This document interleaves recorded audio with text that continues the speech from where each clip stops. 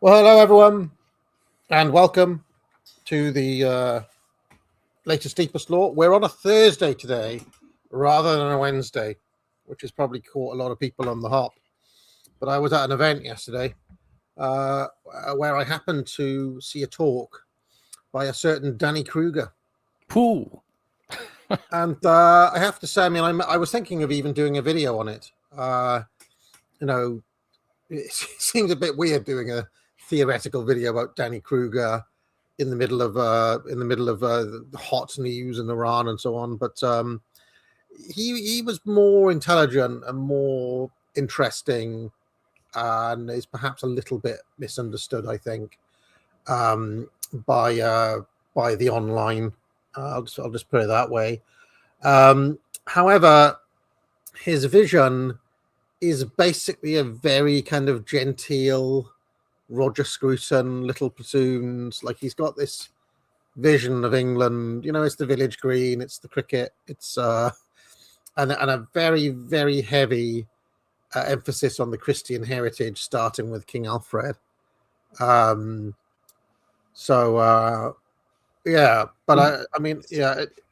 got this big idea of the difference between the order and the idea, right? The idea is basically John Lennon's Imagine, or runaway individualism, or social contract theory, Hobbes and Locke, and liberalism writ large. Basically, the idea,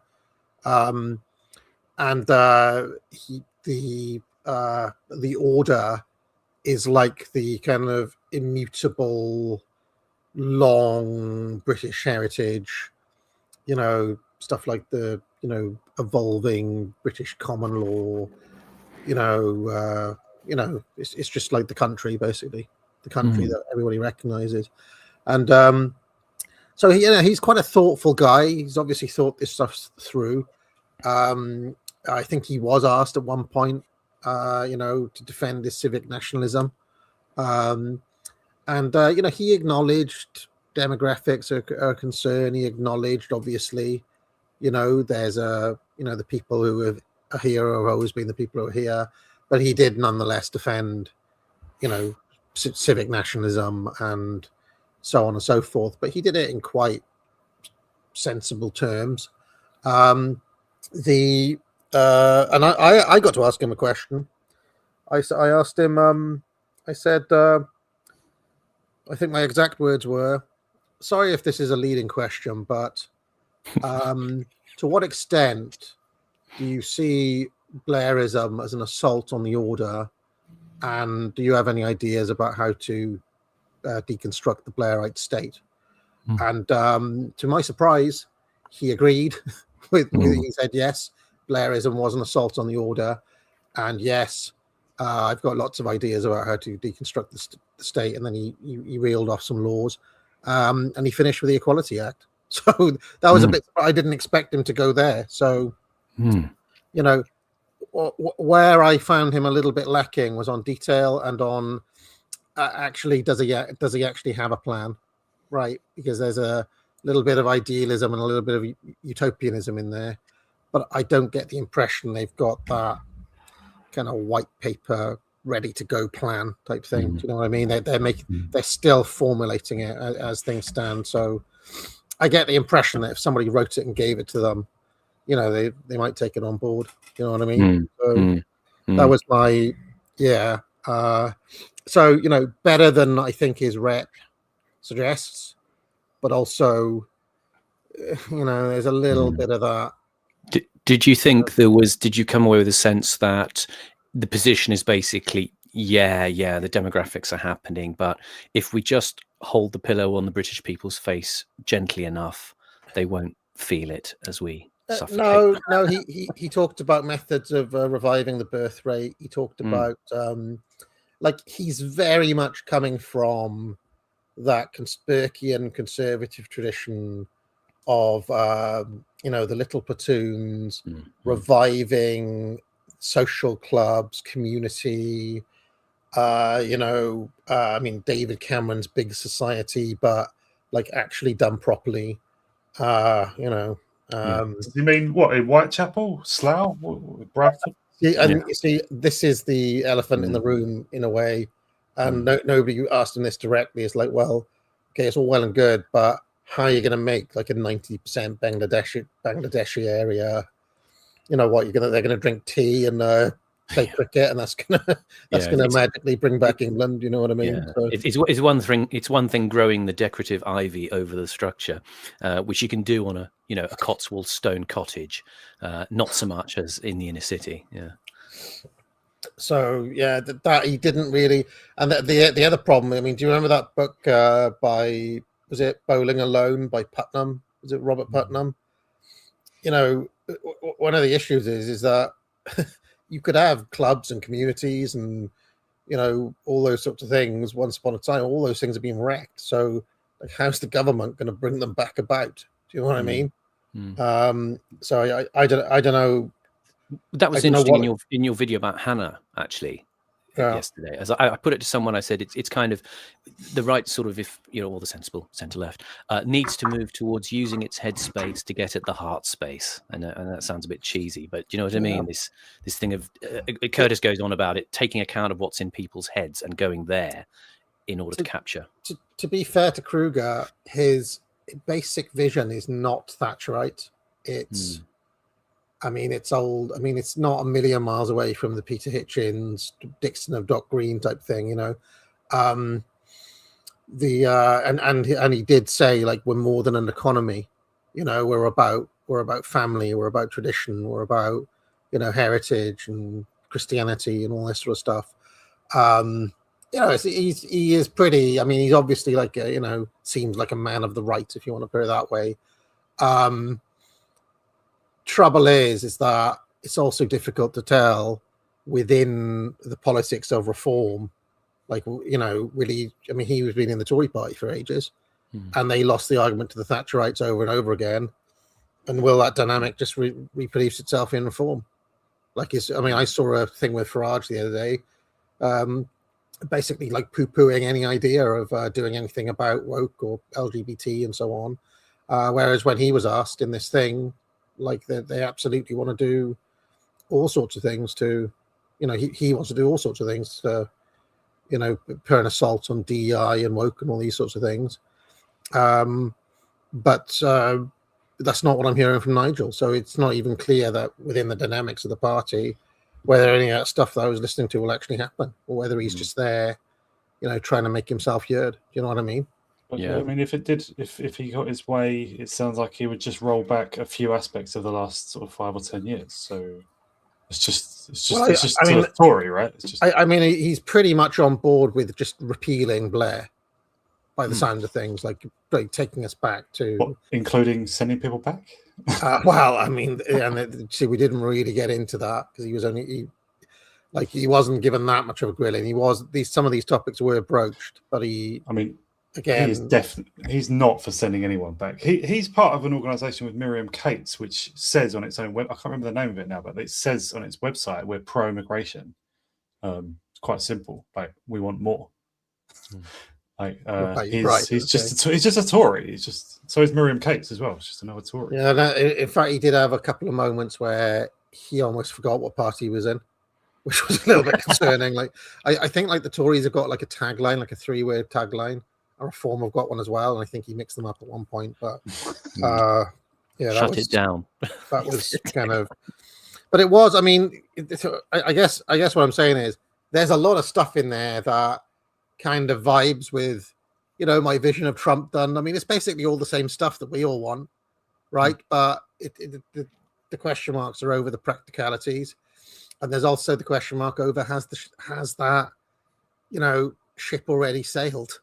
Yeah. Do you know what I mean? Like in the era of iPhones and bloody drill rap and so on,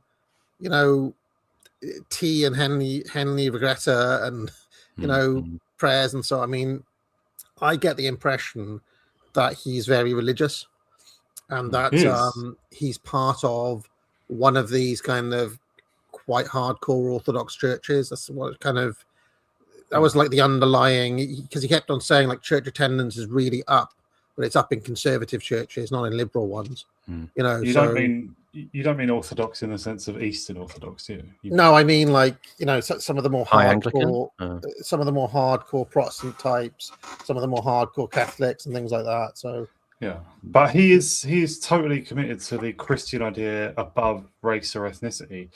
And I would say this 100 times. I'm not particularly. I was never concerned with race and ethnicity myself until I realised that there was basically a consensus that one particular race is evil and needs to be eradicated, right? And it's the one that is in Britain, that is British, and like it seems to be a thing with Christianity. I mean, it's a danger with Charlie Downs as well. Like if you leave them, if you don't keep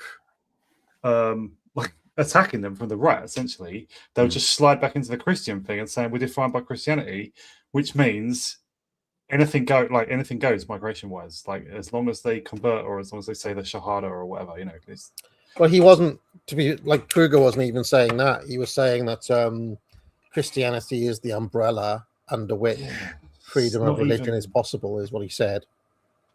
So he's not even talking about. He's saying it's actually unchristian to force conversions. Which is also ridiculous. Christians are supposed to win souls. They are supposed to convert people. Like that is. I mean, it's a bit like just leave you to it. It's a bit like your ambivalence about Tucker on Dickie Spencer yesterday. The way that he can both sort of draw through a lot of interesting based views, and of course he takes the position of, well, I'm a Christian, I have to take this position. Mm-hmm. Like I really. Don't want to get into like an eternal tussle with Christians, but in virtually every case, including across loads of people who are vaguely considered based, in virtually every case, like the Christian thing, obviously because it's a spiritual belief, comes before politics or anything. Like, and they just see it as a commandment from God. If someone proclaims they're Christian, you've got to treat them as your brother, as your fellow in Christ, right? And that means all questions of migration, nations, borders, everything, politics, all of it is below that. And it always will be. It's just, spiritual stuff comes first, right? I think it's completely wrong. I don't, I've no idea whether the Bible mandates that or not. But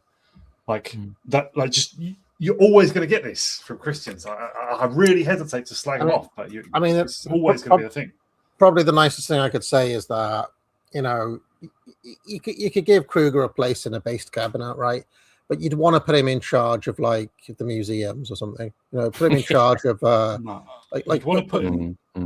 him in charge of an area of the country that's not like directly with immigration or race or anything like that. But put him in charge of making Civnats feel like they're represented when they're not. The opposite of what he does now, right? One of the comments that struck me in the talk afterwards, like people talking amongst themselves afterwards, is someone said thing about Edmund Burke is that nothing he had to say is relevant in any single way to our world now. Which I thought was a kind of an interesting way of looking at it. Like, Edmund Burke is just completely irrelevant because everything, he wrote 200 years ago, and like no aspect of the world that he came from applies now. I don't know if I agree with that, but it's interesting that Imperium Press are bringing out that book attacking Edmund Burke as well, and it's interesting that Burke and Scruton are back on the menu through Krueger, and I wonder because I came to the conclusion recently that if you understand Burke and this strand of conservatism and Russell Kirk and people like this properly, you just end up with Fabianism, right? To the point where the Fabians in their plans baked them in. Like, oh, these people are useful to us. So, you know, in the there's a paper by Roy Jenkins I found. You know, after our show last week, I went off and I made a video on Fabianism, and in that book, New Fabian Essays from 1952, Roy Jenkins gives his like vision of the future communist utopia or whatever, and he said, look, even in that future communist utopia, it won't be a one-party state. The Tories will still be there, and they've got their place even in communist utopia. You'll still have the Tories. They're not going to go anywhere, and they actually do a favor for us because, you know, they help us put the foot on the brakes. They help boil the frog slowly. You know that they're going to be weak and spineless. Whenever we make the 2 steps forward, they'll take the 1 step back, but they'll be hesitant. They'll be half-hearted. And our gains will be baked in as long as this is the enemy, basically. The Fabians knew it in the 50s. It's incredible. It really is remarkable. So doesn't the Kim regime in North Korea has several parties? It's not literally a one-party state. They do allow you to vote for other parties, but obviously I didn't know that. Yeah, but obviously they just work to the same plan, right? So given the kicking we've given Roy Jenkins on this, I was fascinated to read that essay though, because you know he's like a figure of he's a much maligned figure. He's a villain of British history in my book, Roy Jenkins. Any good points? What that he made? That he had, yeah. But I mean, I guess he was clever enough to see that the Tories are just eternal losers. Yeah, the turd in the swimming pool. I just had a quick look at Roy Jenkins' page, and I'm not surprised at all to find that he, like so many people, went to Balliol College, Oxford. Like so many high-handed people who see themselves as the elite dispensing wisdom or illumination to the lower downs went to Balliol specifically. Well, that was Commie Central when I was at Oxford, but Balliol was the left-wing place, and I went to the Tory Central. That was Oriel. You know, which like every Tory space ever, come midnight became a gay club. You know, right? Every single time. Well, Edward Heath went to Balliol. I think Rory Stewart went to. Interesting. But yeah, loads of lefties, I'm sure, have been there. And yeah, just Balliol was like a training ground for people who go on to transform things from above, you know. Tony Blair, for audiences, was not at Balliol, by the way. Was it St Andrews? St John's. He went to Scotland. He was Scottish, wasn't he? And is he part Scottish by descent as well? He's with the Scottish mafia. I think he's from Scotland, isn't he, Tony Blair? The Caledonian Mafia, as they say in the thick of it. Didn't he go to school in Scotland as well as uni? Oh, look at his I think so, yeah, like a public school. Yeah, I think he did. Oh, sorry, I got mixed up with Prince William. He went to St Andrews. He was born in Edinburgh. Born in Edinburgh with the ladies of Morningside. Yeah, there you go. The deep Scottish subversion. All right, before we get going, anything else we want to touch on? Just sorry, go on, Simon. No, you first. My one's silly, but all right. Well, just stay strong against the crew who try and convince you that everything's controlled by one. You know, every conflict, the 2 apparent warring sides are controlled by one. You're right to dismiss this theory. People who are at war actually are at war. You know, NATO and Russia aren't really against each other. You know, secretly, Israel and Iran are on the same side. I mean, this is and Israel and Qatar are not both cat's paws of the British. Alex Craner, you fucking idiot. Did any of you listen to James O'Brien this morning? Just out of interest. Unfortunately, not Simon. You've become more of an addict than I have. I know. I feel dirty. His big thing this morning was. I mean, you've got to sort of hand it to the LBC lot. They are much slicker, and he is actually very good at what he does, even though he's totally hateful.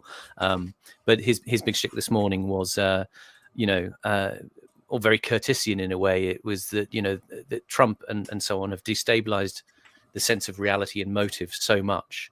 No one will be able to hold them accountable on Iran because no one will know why they're going in. Right. Yeah. I mean, the thing is, right, that on the conflict, and I'll probably make a video about this afterwards with the clips to show you what I mean. Something weird has happened, which is that all of the British talking heads, there's this like roster of former diplomats, ambassadors, military generals and commanders, MI6 chiefs, who go on mainstream media and give takes, okay? And they're a pretty well-established crew at this point, because we've had, 4 years of the Ukraine war now, and obviously they have been 100%, with the party line on Ukraine. We're winning the war, Russia's going to be bankrupt, blah, blah, blah. Tobias Ellwood, Richard Kemp, Yeah, I mean, there are loads of them. Lord Ricketts, General Sharif, that former boss of MI6, I forget his name now. All of these guys have been around, right? And they're Dearlove is the MI6. They're always around. On this, in unison, they sound pretty much exactly like the Judge Nat crew, or like the Duran, or like any YouTube geopolitics channel, in so much as they're counter-signaling the US admin. They're saying that the war is not going that well for America, that there's no plan, that they're going to run out of missile stocks. I mean, that's never happened before, has it? It's never happened where you get all of these voices coming out basically in dissent against the official US line. And this is the British establishment talking. It's weird. Like that Richard Kemp, if he's saying, I haven't seen this myself, but if he's saying that, he just works for Israel, as far as I know. Like, he works for. Well, maybe not Kemp, but I've seen. He's been lower profile lately. Yeah. I'll put a video together where I show them all, with all the same talking points that Douglas McGregor would use, for example. But all I meant by that was like, if they're giving ground, then they're concerned about what this means for Israel. They're concerned that Israel may lose and may, I don't mean just lose as in fail to topple the regime, but actually like suffer consequences like over the next few years or whatever. I don't know exactly what that would mean, but I don't know if people care about my thoughts on the war, because I don't fully understand everything, but I do have the impression that this is specifically Netanyahu driving all of this. He's in some sort of desperation in domestic politics, because before all this, for several years before this, loads of his actions, it seems, are to try and stay in power and stay out of prison, because he is like other prime ministers in other countries where he's on the brink of being sent to prison for the rest of his life, or for years, all the time, unless he stays in power. So this is partly just domestic politics. Amazing. But I think that there's some truth to that. Well, that was the mood music before the last Iran assault, the one last year or whenever it was that he was doing this for theatrical reasons. Yeah, they've got elections coming up in October in Israel. So yeah, like if he loses power, he's very close, or just minutes away from being sent to prison. I think may not be right. Yeah, I mean, to me, it feels like they're gearing up to. The regime now are gearing up to dump Trump. That's what it feels like to me. It's like you don't get this level of mainstream media counter-signaling on a war like this unless they want people to know this is a fuck-up, basically. Because then you start talking about the beautiful drapes in the room, the beautiful curtains. Obviously, like in America, though, the elections really are fixed. He is in for the next 3 years. What would that mean? He'd just be like a totally null shell of a man, or? And people have started talking about the 25th Amendment, which is that you're not mentally fit to hold office. In which case, J.D. Vance would take over as the VP.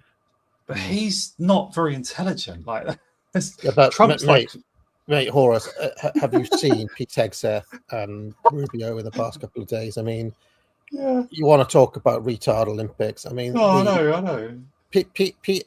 I would go as far as to say that Pete Hegseth may be genuinely the stupidest person ever to hold senior office in American history. I mean, considering some of his predecessors are guys like Donald Rumsfeld and Dick Cheney and so on and so forth. Like those guys seem like geniuses compared to Hegseth.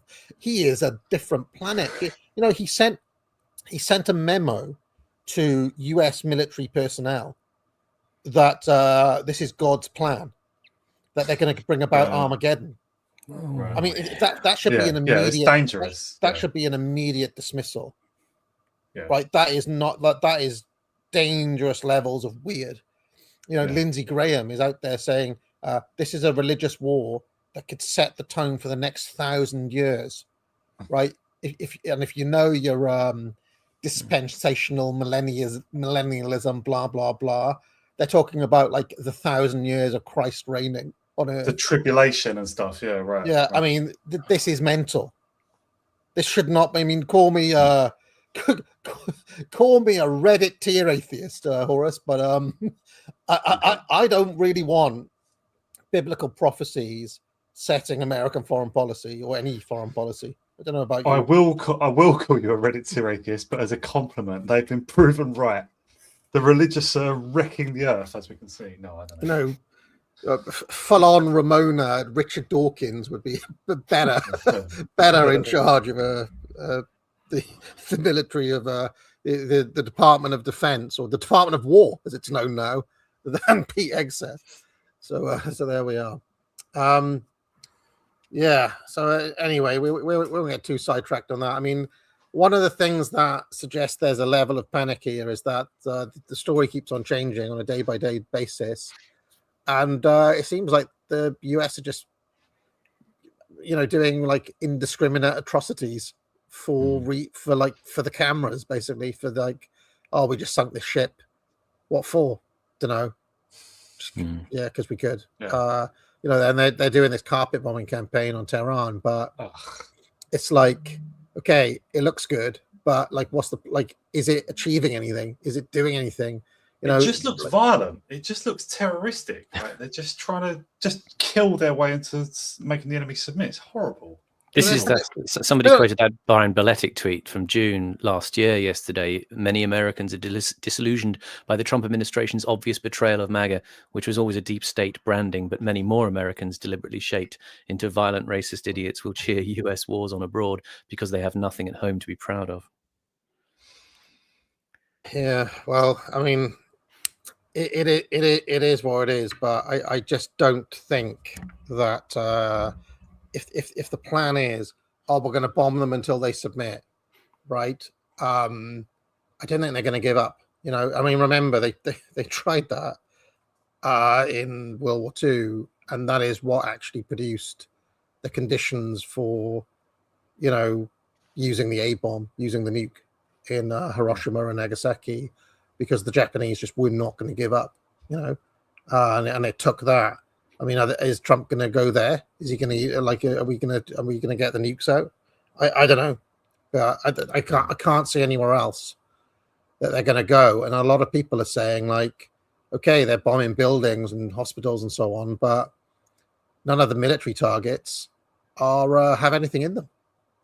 I've seen like drawings of planes being bombed, and they're saying like a lot of these are empty buildings because the facilities to create the munitions are deep underground. They keep on saying that, and people have said that for 30 odd years. If they build the nukes underground, well, why wouldn't they build everything else underground? You know what I mean? So I don't know. I don't know if bunker busters can reach those or what. But I saw one of them videos. You talked about the Iranian diaspora around the world, like calling for war. Basically, I saw a woman from Tehran. I mean, she spoke good English, but she was saying, it's fucking weird people. Like, just saying, we asked for this, we, Iran. She doesn't say the regime. She just says, we asked for this. Like, don't tell me that you're supporting Iran by opposing America and Israel. You're not. Like, we want America. It was like, what the fuck? We asked for this, she says. And, in the middle of it, Trump threw him under the bus as well. Pahlavi, in one of his press conferences, he's like, yeah, I don't think that plan's going to work. I'll get someone who's popular in Iran instead.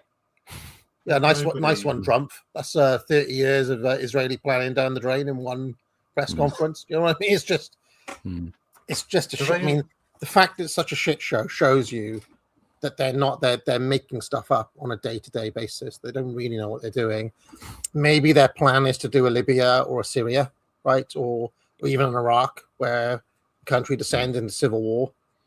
The thing is, it's going to take a lot more I mean, and as the days go on, they're unifying the country more and more, unifying it more and more. So it's like, it's not a situation like in Iraq, where you had like this, the Sunni minority over the Shia majority.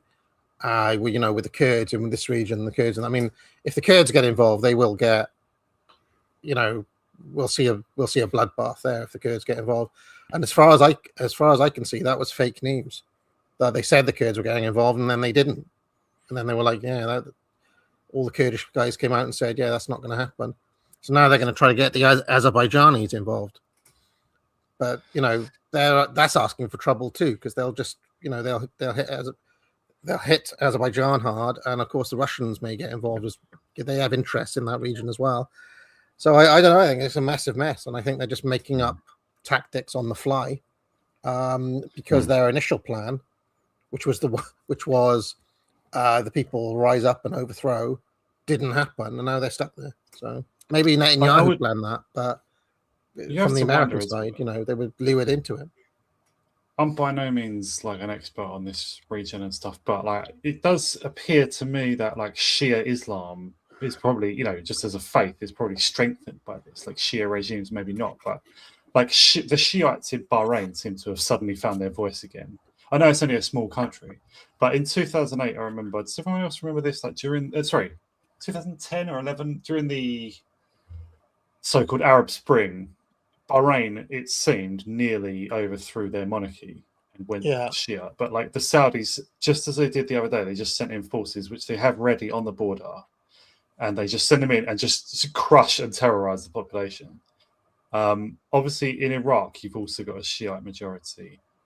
And Iraq's had this problem ever since the American invasion of like the Americans are trying to impose either a Western style democracy or a Sunni strongman, and like the Shiite majority doesn't have it. And also Saudi Arabia, at least large parts of it, also has a Shiite majority, and those are the same geographical areas where the oil production mostly occurs.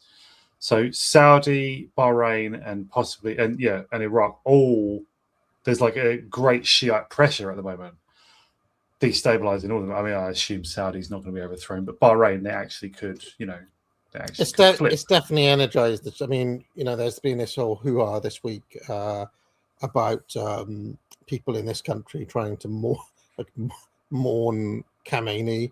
I was listening to LBC last night, Simon, and the call-in was, should this be outlawed?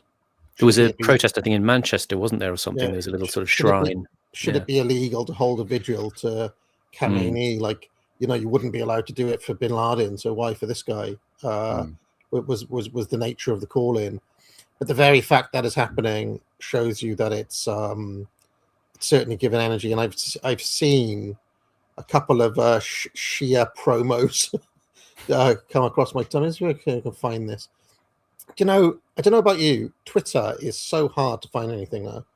Everything is hard to find stuff on. You see a post and it disappears, and then you never find it again. Yeah, that's what I use Grok for now. Twitter search until not long ago was the best search engine there was after they ruined Google. It was the best search engine, except obviously it could only search Twitter. But there's a lot of stuff on. There's a lot of info on Twitter. There's a lot of links to the outside internet, right? But now it's almost useless. I've complained a lot about it's getting harder and harder to find stuff, and I tweeted earlier about how this story my friend Hector Drummond tweeted about Portland Communications hiring sort of battalions of people to edit Wikipedia on an ongoing basis, for reputation salvage on various corporate people, various political leaders, and so on, and therefore you sort of sense this over time. The algorithm has. Admittedly, it has less to draw on from maybe even poor quality sources. Maybe your Wikipedias are compromised, but at the same time, it's breaking the chains, linking bits of information to other bits of information. And so it becomes harder and harder to... I marvel at the inability to sort of turn up results on things now when I put them into search engines. Well, I'll give an example, right? Try Grok as well, though. See if you get better results. Because sometimes I do sometimes, yeah. Okay. I'll give you an example, right? That Peter Ricketts I mentioned, I was trying to find a video clip of him on Twitter, and I went on the search and I put on latest, and the latest clip of him that came up was from 2024 talking about Ukraine, where I know for a fact he was on BBC and Sky News yesterday, and I know the BBC posted the link, and yet my search for him wouldn't bring up that. The latest bit of knowledge is always slightly much more in the past than you actually need. It's it's weird. The other thing that used to be a really good search engine and now isn't is YouTube. It used to be great. They've killed it. You can't do it by latest anymore. Right. That's deliberate. They did that just recently, right? Mm. And they want to force you to watch BBC, CNN, Sky. Yeah, that's searching stuff. But even on your subscription feed, I can't go on my subscription feed and do it by latest. It's like it's saying most relevant. Well, maybe I don't want. Maybe I don't want the most relevant to whom. I want the latest one. I mean, how you're deciding for me which videos, this is very irritating. Get with the program.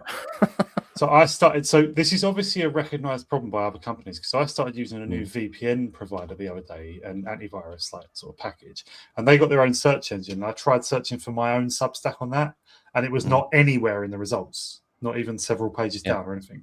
So Substack is Substack, or me, I think it's Substack though, is suppressed, and these alternative search engines still use the same search. Like person in the chat mentioning Yandex. I do find Yandex is actually good for getting stuff I can't get in the non-Russian sphere. Yeah, the chances of me finding that Shia guy are basically zero. Even though I saw it about an hour ago, me scrolling all of this time has not brought him up again, even though it came up on my following feed, and even though I haven't changed anything. So it's just like it's different every time, isn't it? Every time you go on the follow it, even following, a different list of tweets comes up. They've wrecked it. Elon Musk has destroyed X. But that in particular, I would suggest may just be directly at the hands of like Greenblatt and people like Larry Ellison, or I don't know, like just heavy pressure from the World Jewish Congress or something, because those searching, like, it's us lot, it's our side that uses the search most. So that's why all this has been done. Same with Google going back like 10, 15 years now. Like Google was amazing 20 years ago. It was fantastic, or 25 years ago. Mm-hmm. Now it's a complete dog turd. Like you can't find what you want. I think that is all at the pressure of the ADL and their type. So in conclusion, what we're saying is Aaron Bastani for Shah. Peter Hitchens as a mullah to act as a power balance. But I was trying to think of sort of like American Israeli viceroys of the new conquered Iran as they envision it. Like Tommy Robinson came to mind, but he's not. He's just not clued up enough. But like Niall Berg, would that be one? Mayor Tusi, yeah, lovely guy, great guy. Yeah. I can't find it. It's just that I'm never going to find it. All right, I'll just remind people, pick up courses at the academic agency. Foundations of Shakespeare is now out. I believe I saw a link for it. Where is it? Foundations of Shakespeare. It's got a black cover now, rather than a blue one. I think actually looks better in black than in blue. Which is the rare first edition that we should all be sort of. Well, this one, blue one or black one. Oh, it's not actually out yet. Coming out exactly on the 18th of March. Although there will be copies in that talk I'm giving. Next week, but I'll put the link in the. Make sure you have it posed in the background if you ever do another GB News slot. Well, I don't think I go on. I want to go on GB News now. You won't be asked. Wait. I thought you were going on with Alex Armstrong later, or was it someone else? No. Have you seen Alex Armstrong? He's just like a fanatic, like a war fanatic, like a fucking piece of shit. I hate that little prick. Sorry, let's move on. Anyway, you can find Horace's Substack in the show notes as well. Anything you want to plug, Simon? I'd like to plug the new GATE lecture series, number 1, Orientations, which is going to be on this Saturday down in Stevenage. I will retweet a link afterwards, but you will find our friend Panama Hat, joined by Konstantin Bolkwill, to talk about poetry. I'll be going down there to listen to some cultural stuff.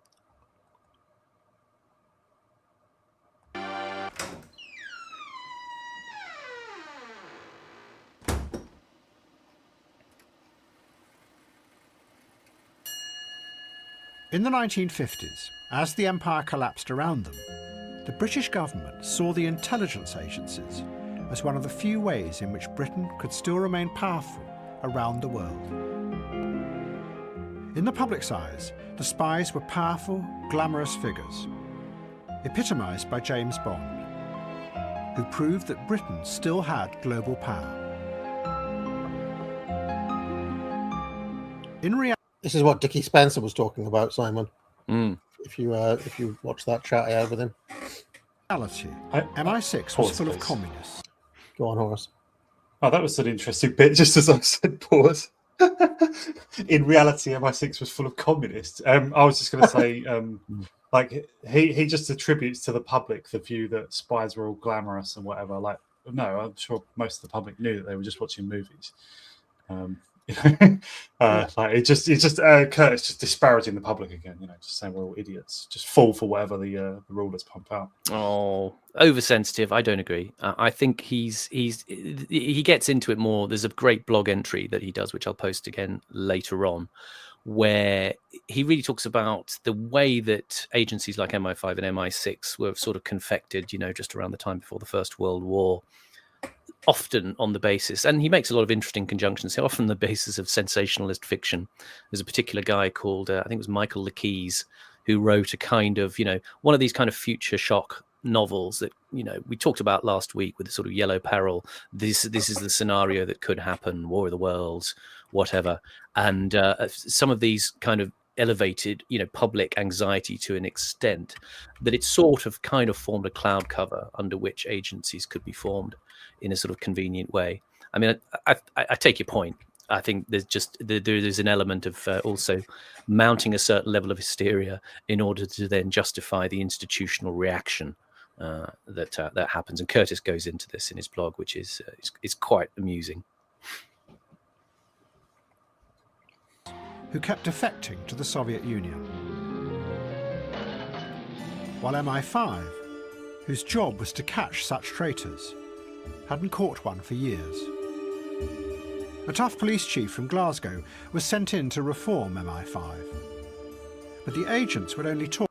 Was it literally the guy from Porridge? He does. Was he also in? Am I imagining it? Was he also in Clockwork Orange? That actor, Fulton Mackay. Yeah. He was the guy in Porridge. I don't know if he was he in. No, that was Michael Williams who was in Clockwork Orange. He was the one who played the prison guard. Looks. All right, you're right. Michael Williams was famously in It Ain't Half Hot, Mum. He played one of the browned up Indian guys, but very similar characters. The kind of the sort of stern Scottish police chief kind of character with a sort of toothbrush moustache, that kind of thing.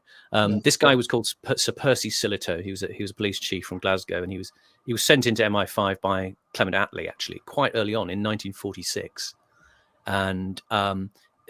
Curtis goes on to say how they basically try to sort of freeze him out of conversations within MI5 I should say, within MI5, and they would speak in Latin, and they would give him the wrong papers for briefing and stuff like that. And he was actually he was I think he might have been semi-retired at the time. He was like running a sweet shop in Eastbourne or something. And Attlee sent him in to try and sort of deal with these guys, but they more or less confounded him. The guy you mentioned in the Clockwork Orange, was that the one who goes, "Shut your filthy hole, you scum"? That's it. Yeah. Okay. I kind of love the work. Like, I think Kubrick liked the same. There's something about that whole world of Clockwork Orange that weirdly bleeds into. It's like. There's a strange continuum between things like Porridge and Steptoe and Son, unlike Beatles films and Kubrick movies. Do you know what I mean? Like, the same sorts of people crop up in all of them. Yeah, well, I think that was part of that world in the 70s. Those old guys who'd been in the war were still around, and they added a kind of stiff backbone to the sort of the social arena. So that, if people did get a bit out of hand, there'd be someone there to kind of bark at them and bring them into line. And they kind of largely, kind of worked as a social function, So, yeah. Do you remember when I did my Carry On documentary thing? which was a labour of love. I discovered that basically all of the Carry On guys had, many of them had been to the war, and that the films were run very much along army lines, strict time schedules and budgets, and they had a real good discipline as a little crew there, the Carry On guys. Kind of weird to think about, but it's obvious now that you mention it. Some of them were actually prisoners of war, and they got to know each other by performing, like in the military, like keep morale up and stuff. So. And Silito, this policeman, he wasn't an idiot, by the way. I should mention he there's an interesting little anecdote in the Curtis blog about how there was a graphologist, a guy who analyzes personality and psychology from handwriting, and he was analyzing Silito's handwriting, and came to the conclusion he was very measured, very radical, used a lot of inductive and deductive reasoning, so very sort of high IQ kind of guy, and he simultaneously was analyzing J. Edgar Hoover. Of the FBI in his handwriting, and he said basically, the graphologist, this man runs on emotion and he's not even honest with himself. Talked to him in Latin, which he didn't understand. He gave up and told his wife that it was like working It's probably true of Trump, by the way. in a madhouse. Then MI5 was told by the Americans that one of its own agents was also a traitor. Surveyor of the Queen's pictures, Sir Anthony Blunt. He, of course, is here. Sir Anthony, if we are going to pick up... MI5 asked Blunt if he was spying for the Russians. He said yes, he was. So to avoid embarrassing the Queen, they gave him total immunity from prosecution and let him carry on working at Buckingham Palace. The Negro is ticking under the picture. I've been listening to him while you're talking. And it is indeed a clock. Yes. And the mechanism is peculiar because the actual time, if you want to know the time, you have to look into the eyes. John le Carré had worked as a spy. Yeah, that's one of these special clocks that were made by a guy called Jean-Baptiste André Furet in the reign of Louis XVI. They're worth about £2 million each, by the way. One was sold at Sotheby's a few years ago. But yeah, the funny thing about Anthony Blunt, I mean, I remember this as a child in 1979 when it was finally revealed that he'd been spying for the Russians. The security services actually rumbled him earlier in the mid-60s and said, just carry on, but don't do anything. Just do as you wish. And the Queen Mother used to say that she was suspicious of him because he was an atheist, which she thought must mean he was a communist. And actually, the aides to the royal family, as far back as the late 40s, would joke about him and say, "Oh, that's our Russian spy," when they would pass him in the corridor. Amazing. If anybody... Can I just say, what sort of are you a Russian spy, sir? Yes. Oh, carry on. What on earth is that? Yeah, exactly. But it was people reading the traits like atheism or things like that, and then making assumptions about their politics and having a bit of a joke about it, and then it turns out to be true. If anybody wants to read a good book about this, Mask of Treachery by John Costello.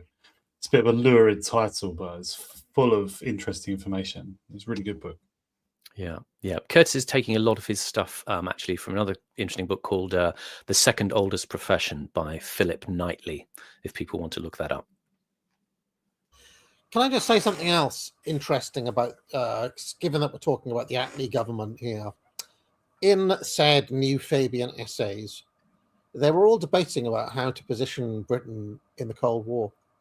Mm-hmm. And it was consensus among the Fabians that it's actually quite convenient for Britain, for America and Russia to be, at loggerheads in this manner. And in fact, from a Fabian point of view, it's quite good to keep the Cold War going for as long as possible, with neither side winning, and that Britain should try to arbitrage between the two. I find that very interesting as a consensus position in 1952. Obviously, that changed at some point, by the time you get to Thatcher and so on. But they weren't, they were anti-communist, but they weren't, fully on America's side either. They saw them both as rivals and adversaries in 1952, and were perfectly content to just kind of keep it going for as long as possible. What I find most surprising is that they published this in a book that anybody could read. Why would they do that? Anyway, yeah. For MI6, and the experience made him understand what this secret world was really about. That in a country whose power had collapsed, leaving only a drab, decaying reality all around, the spies had managed to recreate a magical world where they could go anywhere they wanted, bug, burgle, and even assassinate people without any fear of judgment or control, just like in the Empire. There is something delicious about being told now, we're going to have to burgle that house tonight. And what we'll do is we'll have a policeman outside, and while the owners of the house are away, in case they come back, the policeman will say, I'm sorry, you can't come in, we've had a burglary report in your premises. And these larcenous instincts, which are put to the service of the crown, had a voluptuous quality in the sense that this was a necessary sacrifice of morality. I really believed at last that I had found a cause I could serve. Voluptuous larceny. Yeah, great phrase. I mean, I've talked a few times on streams about, things like Tinker Tailor Soldier Spy and Le Carré. I mean, the thing about them is they're kind of great expressions of some truth about the heart of the establishment. Something like Tinker Tailor Soldier Spy, of course, is in a way less a novel about spying than about office politics and old men elbowing each other out of the way to be top dog in these decayed institutions. And Le Carré really did kind of fictionalize a lot and actually made, people in the circus, MI5 and MI6, super competent, like people like George Smiley, because it was actually such a shambolic world. He wrote about the reality of the secret services. He said, for a while, you wondered whether the fools were pretending to be fools as some kind of deception, or whether there was a real efficient service somewhere else. Later in my fiction, I invented one, but alas, the reality was the mediocrity. Ex-colonial policemen mingling with failed academics, failed lawyers, failed missionaries, and failed debutantes gave our canteen the amorphous quality of an old-school outing on the Orient Express. Everyone seemed to smell of failure. I mean, it's a bit like Dominic Cummings in a way, talking about, you go into number 10 and you think there's going to be a secret door with a room and the ninjas are in there, but there is no door and there are no ninjas. Pretty good description of an average right-wing meeting as well. Yeah. The smell of failure. Oh my God. And great visual references, Curtis using this little bit of footage here. I mean, I don't know if anybody knows Le Carré novels and picks it up. The bit where the lamps are coming on, of course, lamplighters being one of the bits of slang in his world. The lamplighters are kind of surveillance guys in his sort of invented jargon for the Secret Service, which a lot of them actually took up later on and started to use his terms. So again, you get that feedback between fiction and reality. But what he's talking about, in that example, of breaking into people's houses, I mean, that still goes on today. I worked years ago in probation in East London, and I was housed with an office with a police intelligence unit that was sort of monitoring like local paedophiles, and they would regularly do what you call silent entries on properties, go in, just scrape the place for any evidence and leave without, disturbing a hair. So, I mean, there's none of this kind of, oh, you need a warrant kind of stuff. It's like they just do what they want because they can. And that's, as he says, the voluptuous larceny of it. Can I just add something to this? Just having I read this book. It was like centered upon the Cambridge Spies, but it really was the history of the whole of MI5 and 6. So, like that came into it as well. And also reading, that was Richard Davenport Hines' book. What was it called? Anyway, it was about the Cambridge 5. And then I also read one, Labour and the Gulag, which was not centered upon the intelligence services, but it had quite a lot to do with them, by Giles Uddy. And going back to like the earliest days of MI5 and MI6, which is sort of around the First World War, it does seem to be even back then. There's just not particularly competent people. Like they misjudge the threats they're up against. That's one thing. Yeah. I see like others, like the Tory party and the sort of right-leaning press as well. They misunderstand. like it was in the Cold War, it's a thing of just calling everyone a communist. Like they thought that Harold Wilson was maybe a communist. No, he's not a communist. He's dealing with the Soviet Union for other reasons, right? It's actually something else. But going back in the First World War and the early 20s, when they first faced the Soviet threat, they just didn't seem to know how to handle it. And also, there was just in the police, like intelligence, police intelligence, and the MI5, maybe MI6 as well. There's sympathizers as well, like leftists. In the First World War, they employed this woman called Hilda Matheson, who's just an extremely subversive leftist, and that was in 1916 or something. They employed her. That's just one early example, but in the Cold War as well. And obviously, in the 30s, they selected from the Cambridge Apostles and All Souls College. Not All Souls, Trinity College especially, and then other places in Oxford as well. And they just obviously recruited people who were already communists, like Kim Philby, Guy Burgess, and so on, who were like terrible. They got loads of people killed. Yeah. Well, this is when we covered the Albanian subversion, the thing with Kim Philby essentially shopping people to Enver Hoxha's government to be rooted out and massacred, and that's kind of part of the plot line of something like Tinker Tailor. Again, it captures and condenses a lot of those key kinds of things. I mean, the traitor character in Tinker Tailor is sort of a combination of Philby and Guy Burgess in a way. And Le Carré is a distillation of a lot of that, what you're talking about, that sort of, on the one hand, yes, they did become often, communists at university, but it also crystallized a form of reaction that Le Carré captured when he did Tinker Tailor. That the traitor at the end, Bill Hayden, he gives this speech where, George Smiley says, well, why did you do it? Why did you betray us out, hollow us out and betray us to the Russians? And Bill Hayden says to him, do you know what's killing Western democracy, George? Greed and constipation, moral, political, aesthetic. I hate America very deeply. The economic repression of the masses institutionalized. Even Lenin couldn't foresee the extent of that. Britain? Oh dear. No viability whatever in world affairs. I suppose that's when it began, turning my eyes to the East. When I saw how trivial we'd become as a nation, say the mid-40s, until the mid-50s I still had hopes, lingering loyalty to what we represented. But that was self-delusion, of course. We were already America's streetwalkers. Wow. That is reflected in his book, A Perfect Spy, as well. I haven't read the book, but I watched the TV series, and the character in that is apparently, most of the book is based on Le Carré himself, but the guy betrays Britain to the to the Czechs. The Soviet Czechs. I mean, he's very conflicted, Le Carré, to some extent, because he sort of identifies with Smiley in the books, but Smiley, by his own confession, is what he calls a flabby Western liberal. And actually, the people who you sort of admire are the kind of people like Carla the Russian on the other side, the master spy who kind of is very good at what he does and knows what he believes in. And even the traitor Hayden, like I say, he has a speech which you begin to think, well, yeah, who are we fighting for? And Hayden represents a sort of caricature of very old British reaction and tradition and genuine conservatism, you might say. And that's why he sees the country betraying itself and being sold out. So who betrays who in the end? Can I just say that, we were saying earlier on about the kind of Kubrick British TV comedy Beatles film world, right? I also love the world and aesthetics of Tinker Tailor. Yeah. The old TV show and that movie they made a few years back. The aesthetics of that are right up my alley. Grubby. Little bit grimy. It's kind of it's right in there. What was that synthwave doc I watched? That has got a pile of it as well. I'm very into Britain, like after the Second World War and before Thatcher.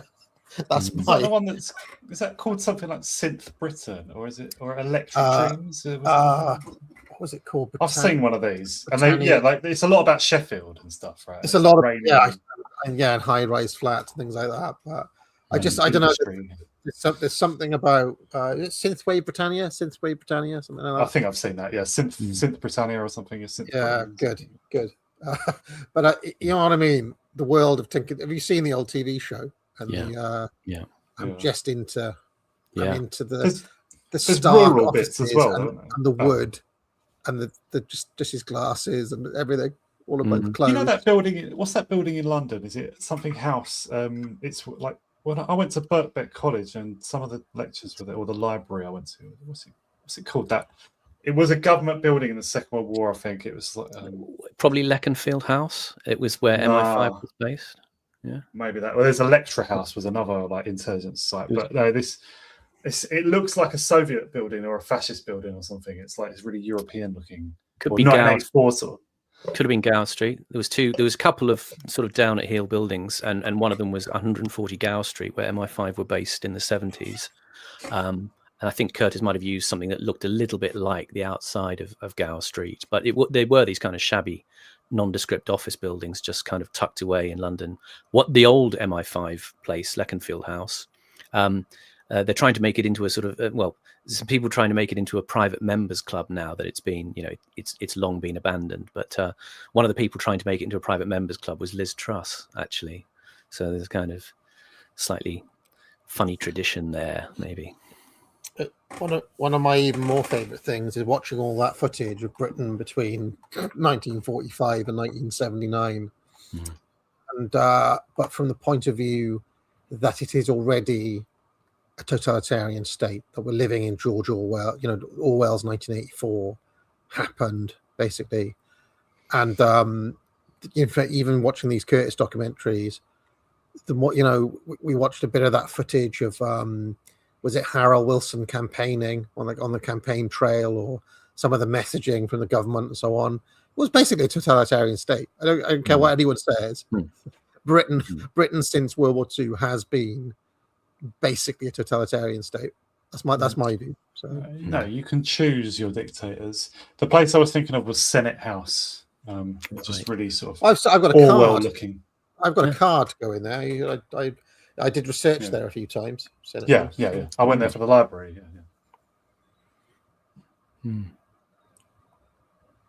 But it looks like a place.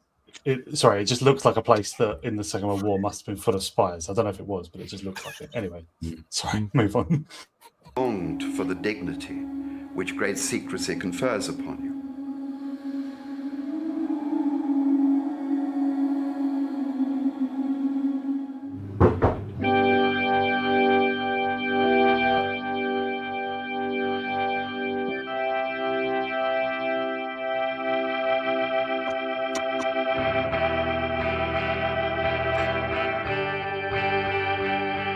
Sorry, this is just reminding me, Simon.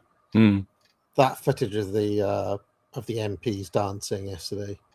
Oh yeah. Right at the same time as Tehran is being bombed and so on. Yeah. It's just begging for Curtis to put them in a sequence, isn't it? It's just, it does feel like that. Yeah. It's like kind of custom. What we're watching at the minute, and Trump's press conference and so on. I just imagine we just have to guess what Aphex Twin track he puts under it.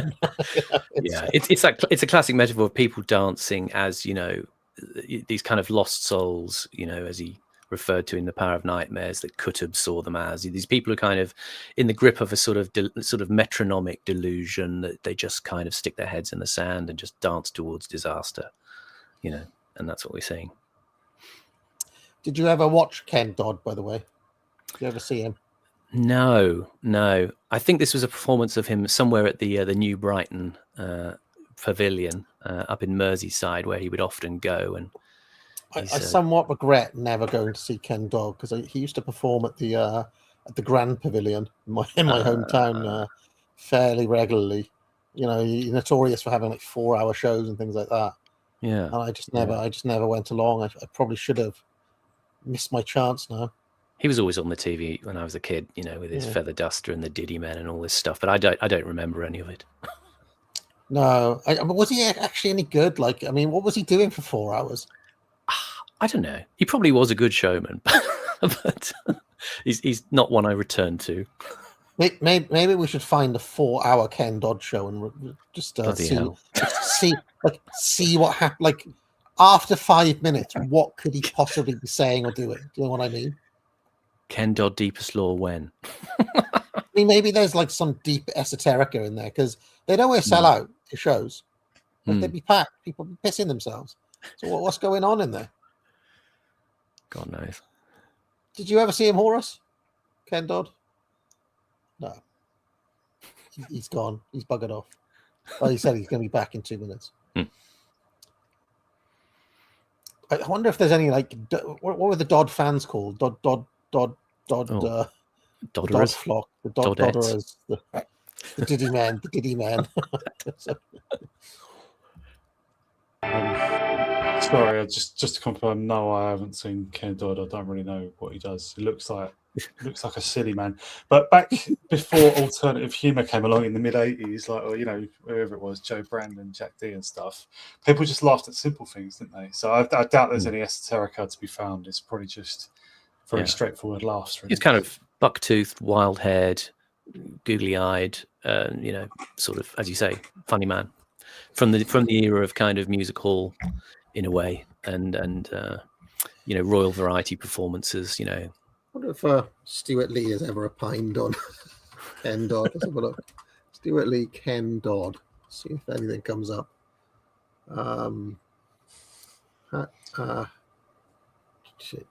You are jealous of comics like Ken Dodd, who can make people laugh just by pulling a face, says Stuart Lee. I mean, if you can make people laugh just by pulling a face, you're onto a winner. That is a good skill to have. Okay, let's okay. It seems like that's the only comment that Stuart Lee's ever made about okay. He's in the great British sort of stage tradition of the grotesque and the inane. People like him and Max Wall, you know, that defined the sort of pre-war and slightly post-war era of variety entertainment. After this stream finishes, I'm going to make that video about the British establishment and you know, counter-signaling the war and so on, and then I'm going to sit watching Ken Dodd for 4 hours doom scrolling. What about that as a Thursday afternoon, or a hip and happening guy? He must have done something good to earn a crust. I mean, people in the chat saying he was one of the most skilled comics I've ever seen. I mean, that's the thing. These guys who kind of learnt their trade on the sort of dusty floorboards of panto stages up and down the country. I mean, yeah, they had skills. He was still performing when he was in his 80s, wasn't he? Even in his 90s. Shortly before he died, actually, yeah. Like Tommy Cooper literally died on stage. Those kinds of old troopers.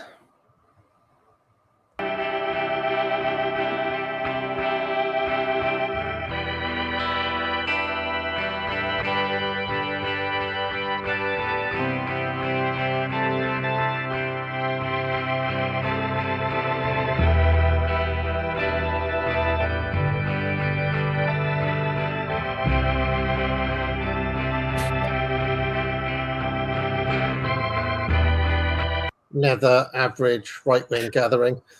Yeah. For people who don't know, that's It's a Knockout, which was a big thing in the 70s when I was a lad, and it was kind of teams representing towns would kind of compete in like little sort of games and challenges against each other, and they'd usually be sort of dressed in ridiculous costumes. And that's one from 1976 that was done in Cleckheaton in North, and it was basically they would do little like historical tableaus to sort of define the place where they were doing the competition this week. And that was a little tableau there of a Luddite uprising that happened in 1811, you know, where mill workers had the army turned out on them. I have a super vague memory that at some point in the 1980s they did an event called It's a Knockout Live in my hometown, in a you know, there was a large car park that was kind of disused land that was used as a car park, and they did It's a Knockout Live in there, and my dad took part.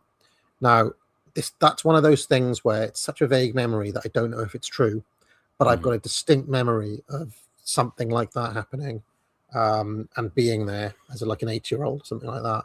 Maybe he'll text me and tell me if that's true or not, if he listens to this. But I think they took it on the road. Like it wasn't on TV. Yeah. But they were doing like a live version, like a shit live version of it that was touring around the country. Does that sound about right? Yeah, and people mentioning, the royal family did It's a Royal Knockout at one point. They actually got members of the royal family in there doing it. It was one of the descriptions I came across was it was described as a school sports day for adults, and there'd be ridiculous contests like throwing custard pies, or you'd have to pick up eggs with like an industrial excavator, stuff like that, climbing a greasy pole. Throwing a welly under your legs, smashing a piano with a sledgehammer was another game they used to have. Stuff like this, Yeah, race with your legs tied together, or you know, all that sort of stuff. I don't think they do it now. Health and safety gone mad, they'd say. Hurling, one of the events was hurling yourself into a massive pile of excrement. That was I think possibly one of the guys, Stuart Hall, who was involved in It's a Knockout. He did naughty things to people. Not Stuart Hall, the famous Marxist race baiter. Ash Sarkar's hero, right? A different Stuart Hall. It was one, and I think their names were spelt exactly the same as well. But one was one ran the CCCS in Birmingham, and the other one presented it to Knockout and was a sex pest. So. One was a guy from Barbados with a strong Caribbean accent, and the other one was a well-spoken English guy. Yeah, and I tell you what, I got a funny feeling that I once made a cardinal mistake in one of my essays, where I quoted the wrong Stuart Hall. Like I didn't know this. There was this other Stuart Hall. One of my. You said it was Stuart Lee. That's intriguing, though. Sorry, what did the TV presenter Stuart Hall have to say about? I don't know. Like I found some quote from him, and it was the wrong one. But it was about the topic you were writing. It was about. It was like because Stuart Hall wrote a lot about television presentation and things like that. Like he did a lot of media breakdowns, and it just so happened that this Stuart Hall commented on this show that I was writing about. It was just the wrong one. Since he's come up, I will just counter Ash Sarkar, who thinks Stuart Hall is the best thing ever, the best academic. And I've read some of his stuff. It's dog shit. It's just, look at this program. It doesn't portray blacks very well. It does present whites well. That's it. It's just stupid. It's just nonsense. Yeah. Well, he's admired on the left because he fights their corner on those terms. Yeah.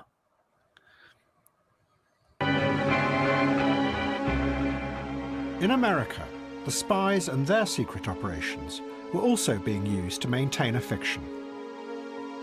Ever since the Second World War, the American government had been using the CIA to manipulate and overthrow the governments of many other countries.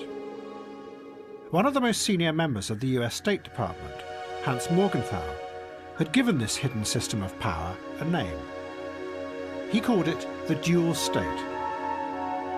America had to do this, Morgenthau said, because of the harsh realities of power in the world. But it had to be kept secret from the people, because revealing it would undermine their belief in democracy and in their exceptionalism, a belief that was essential in the Cold War. It's very reminiscent of Leo Strauss, right? We're revisiting Power of Nightmares territory. Yes. Morgenthau was a jurist who was doing his stuff. He did his doctoral dissertation in Germany in the late 20s. So guess whose orbit he was in? That of Carl Schmitt. Who reviewed his book, The International Administration of Justice. And eventually, long story short, Morgenthau rejected Schmitt's ideas. And wanted to have something a bit more implicitly, liberalizing and softening of Schmitt's concepts. Morgenthau, before anybody asks, yes, and so on and so forth. We were just talking about Ash Sarkar. I just had a quick look on my Twitter timeline, and I saw Beefcake Bastani has posted a video of Fuentes saying something. Do you think Ash and Aaron are going to sit down at some point and be like, Ash, we've drifted apart some? Because he is like literally unironically retweeting Nick Fuentes and saying that he's more conservative than Kemi Badenoch. Yeah. If he's doing that, he may already, or Novara may already be breaking from the left in some way. Strangely, It's kind of, he's on a. I mean, I've never seen him quote for it. He said, "I'm sharing this because among older political folks, I think there's a failure to understand how widespread this view is. I'd say it's a majority view among politicized people in Britain under 40 that Israel directs U.S. foreign policy," and it's a clip of Fuentes. So I don't know. Like, I don't know if it's even controversial on the left to share Fuentes anymore. No, I'm sure it is. When they interviewed, like Novara, interviewed Matt Goodwin a year or two ago, and they had to like argue with their audience for them to be allowed to do it, and including their own staff, like whoever, I think it was either Bastani or Michael Walker did the interview, and they were like, can I just say before we introduce this, like we have had a big internal debate here and all this. That's just Matt Goodwin. So, well, you know what's interesting is that clip that Bastani shared, though, is Fuentes calling for a left-right alliance. It's Fuentes saying we have to put aside all our other concerns, all our other differences to unite against the fact that the government is occupied. And Bastani, one of the leading Marxists in this country is sharing it. It's just very interesting. And I do follow all of these slightly smaller leftist channels, Marxist channels, and so on. They're pretty radical, I would say on this topic, a lot of them have gone further than many of. I think after years of being banned and suppressed and so on, a lot of people from the right are just scared to say stuff, or they're really cautious, or they couch things. Whereas on the left, they have it's like they've got no filter. You know what I mean? So it's very interesting thing to watch play out. I also noticed that Gavin Newsom has started to signal, like he started to use the word Zionist and things like that. So who knows? Who knows? Anyway, it's, sorry to interrupt, but I thought it was kind of, I don't know if it counts as breaking news, but it strikes me as a little bit unusual. To see him. I'd say to all the Novara fans listening, like again, yeah, we can work together. Like, just fucking, you've got to stop trying to assault us. Like just reach out. Well, I mean, I've talked to Caleb Morpin and Haz, and I've got lots of buddies, and and Bastani as well. So.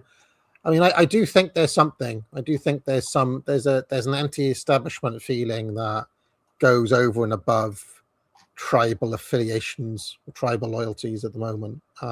When I say tribal, I don't mean tribal in that sense. I mean ideological tribe, as opposed to any other sort of tribe, if that makes any sense. So, yeah. Well, it's like, again, what you were saying about the Hannah Spencer thing. They have that. The more cohesive theory, I think, sense that that you talked about, and to be this is an interesting age where Aaron Bastani has a better and more broad-ranging and more seeking analysis than a lot of people on the so-called right at the minute. Yeah, another very interesting thing that happened, and sorry, we've lurched into kind of slop current politics for a second, but it is actually quite significant because, and it's relevant to this documentary that we're watching as well. Which and Curtis in general, which has always been about the uneasy relationship between Britain and America, right? That's a theme all through his work, right? Is Peter Hitchens wrote quite a searing op-ed in the Daily Mail today. Did you guys see that? No. For one, it's significant because it's in the Daily Mail, not the Mail on Sunday. Which, if you follow Hitchens for any amount of time, he never tires of reminding people that he doesn't write for the Daily Mail; he writes for the Mail on Sunday. But in this op-ed, Peter Hitchens, you just pull it up because I think it's an interesting moment. Basically, one of the foremost conservative voices in this country has written an article with this as the headline. Let me just show you. Hitchens: I'm sick of America bossing us around. It's time to declare independence. Peter Hitchens. That being massively signal boosted, by the way, by Bastani as well. So there's another, I don't know what you call it, red red-blue alliance. I don't know what you call that. Team up of Marxists and right wingers, but it's happening. In all sorts of unexpected ways. Anna Kasparian and the Young Turks and Tucker Carlson is another instance of it. You know what I mean? So, interesting. I would just say Pete Hitchens was on Owen Jones's YouTube channel some years ago. I think nothing came of it, but he's mates with Owen Jones, I think. But Owen Jones is a stooge, isn't he? Let's face it, he's a deep state stooge. Jones, do you not agree? I don't know. I don't know. I think Hitchens feels for him like a grandfather feels for a slightly retarded grandson. I don't know where Owen. To be fair, though, Owen Jones has become pretty radicalized as well. I wonder where Owen Jones is. I mean, he's probably just like melted into a tub of gel. See what he's up to at the moment. It's not going to be worth the effort. I'm basically the only person on Twitter not blocked by Owen Jones. We blocked everybody. Why Trump is losing the war by Owen Jones. There we go. Predictably, I mean, he's basically sending the same sort of tweets that I would be sending. It's interesting how this one issue has brought together many unexpected people. Anyway, let's carry on. From the 1950s onwards, the CIA rigged elections, destabilized governments through fake information. So, sorry to interrupt again. The reason why it's significant, right, is because, again, to borrow from Marxist lexicon, they say revolution happens when there's an overdetermination of contradictions, when you lose so many of the groups in society no longer believe in the establishment or whatever, that it's just overwhelming. I mean, that's what happened in Iran in 1979. The Shah had lost every single group, basically. And I do wonder if this, we're in the midst of that process slowly but surely happening in Britain and America. That's why the two main parties are being destroyed, and people are kind of going to the extremes, quote unquote, but also you're finding weird fellow, how many topics do you line with Owen Jones on over the years? Do you know what I mean? And now suddenly we're all on the same page. It's strange. Anyway, let's carry on. And organized violent coups in Italy, Greece, Syria, Iran, Guatemala, South Vietnam, Indonesia, and Chile. In all, the United States ran covert operations to overthrow 66 foreign governments. And in 26 cases, they succeeded. Morgenthau believed that this secrecy was creating a dangerous time bomb at the heart of America. And in the mid-1960s, details started to leak out.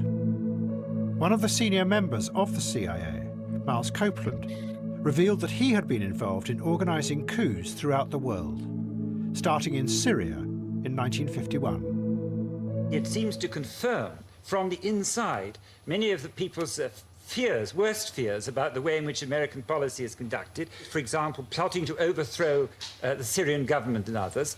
Do you think that's a useful way of conducting a foreign policy? Keith, I'm not going to make a moral judgment. I'm simply describing the way things are done. Yes. It is true. Now, let me finish.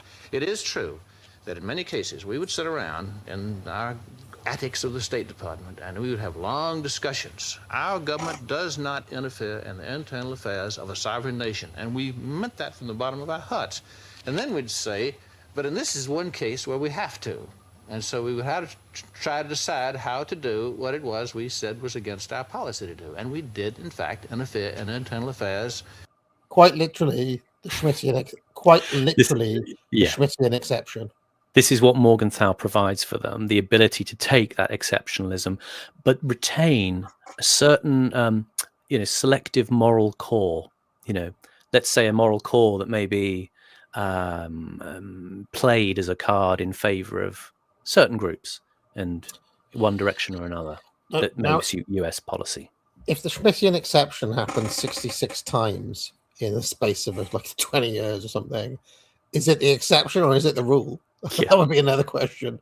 Yeah. I mean, at what point was it the American norm not to interfere in the domestic affairs of other countries? This is interesting to me because, I mean, all of those things there. I mean, if you've ever, again, watched the film JFK, there's a sort of sequence in there where there's a guy who's high up in the Pentagon is revealing to the main character all the coups that they've organized over a very short succession of years.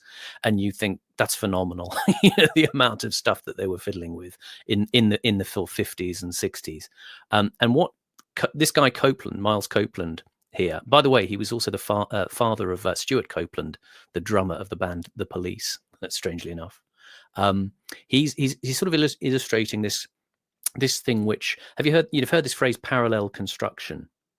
When a figure in right-wing circles was doxed a year or two ago, he talked about a parallel construction going on, that basically the people who doxed him were sort of creating a plausible account of how they got the information on him, which was probably derived from some access to actual intelligence sources. But they created a kind of journalistic narrative on top of that to say, well, we did this all by completely legitimate means. And that's sort of, in a way, what I think Copeland is referring to here. There's, he says, we were all kind of very sincere about not going into these countries, and yet we did for reasons. It's this idea that they, to get to sit at the power table, you have to have this internalized acceptance to engage in a parallel construction. That's to say, you exercise one set of powers to bring about a state of affairs, and it's a set of powers that might otherwise draw moral censure or ethical critique in the world. But you manufacture and utilize a kind of plausible narrative on top of that with a more morally neutral surface. And that maintains the political hygiene of what you do.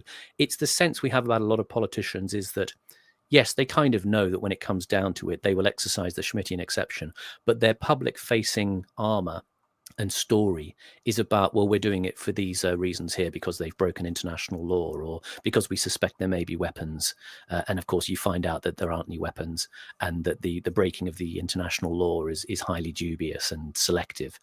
So the parallel construction goes on, I think, as an act of political character building, that the people who get to be, in the room while the sausage is made, as they say, are the ones who internalize that idea that they all sit around the table and say, well, we know that we're going to invade this country, but none of us can say it in this meeting because the meeting's minuted, or we can't say it in public, but we all know that's what we're going to do. But the art of being and sitting at this table is being able to confect the constructions that we will say in public and live them out in the way that an actor lives a part. I mean, at least that was functional, Simon, compared to now where they don't have a meeting and you get the president saying one thing, the Secretary of Defense / War saying another thing, and the other douchebag saying another thing. You know what I mean? It's kind of it's really the Secretary of State saying another thing. It's it in a way. I mean, you said this guy, his son was like the drummer in the Police. Yeah. In a way, like I can imagine, like I wonder what the son of the drummer of the Police go back into government, because it's almost like we've gone through that trajectory of decline where now the figures in the government are lower than band members in bands. You know what I mean? I mean, this is why, in a sense, that you get in the sort of public school system, this is why they train kids to do debating club and debate both sides of the argument. They want you to be sort of intellectually flexible enough, all while knowing what your secret internal position might be, to be able to, smoothly argue both sides of something. I mean, you see this in someone like Michael Gove, where the slipperiness just kind of oozes. Yeah, I mean, this is something that used to be trained in school, Simon. They called it imitatio. Shakespeare did it when he was 12, and then he was probably the world's best ever at being able to inhabit somebody else's mindset and make arguments from there. But I would like to back myself, right? I mean, if I wasn't, if people didn't know me already, I reckon I could go into a Marxist group and fit in. I reckon I could go into a libertarian group and fit in.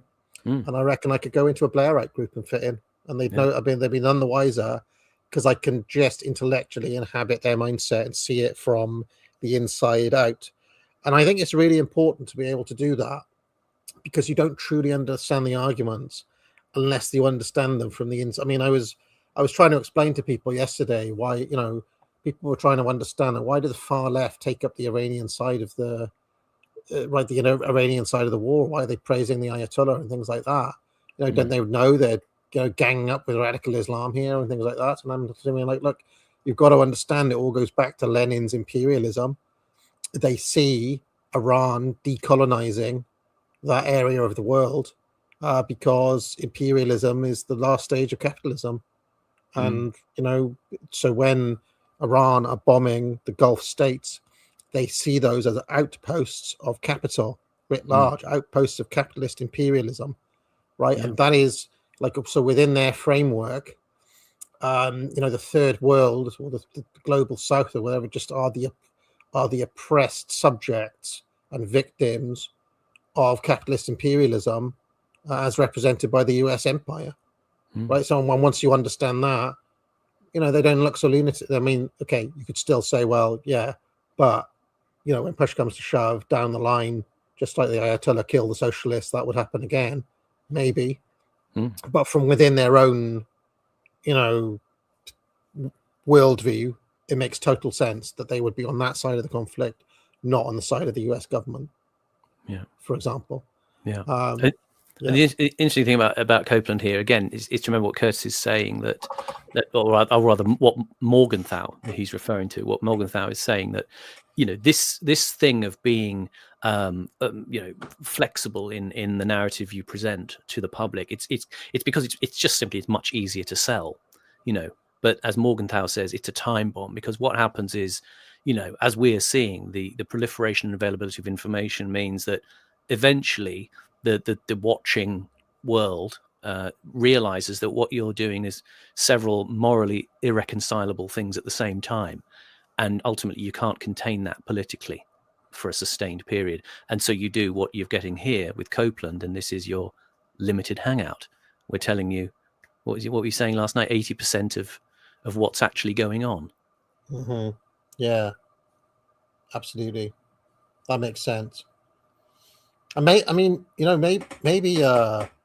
the books by James Burnham.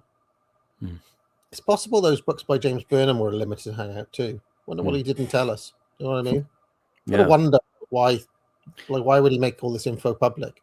There must be aspects kept. What was his life after being a Trotskyist? What was he? What did he do for work, or who was his? He literally, Horace. He worked for the CIA. Invented the centre left, invented the centre right, set up National Review with William F. Buckley, was given the Presidential Medal of Honor by Ronald Reagan, and was massively hawkish on foreign policy and was a Cold Warrior. I think all that adduces in favour of what you just suggested. Yeah, I would also. I mean, I read the Managerial Revolution. I thought this is really not saying very much. This could all be summarised in a few paragraphs.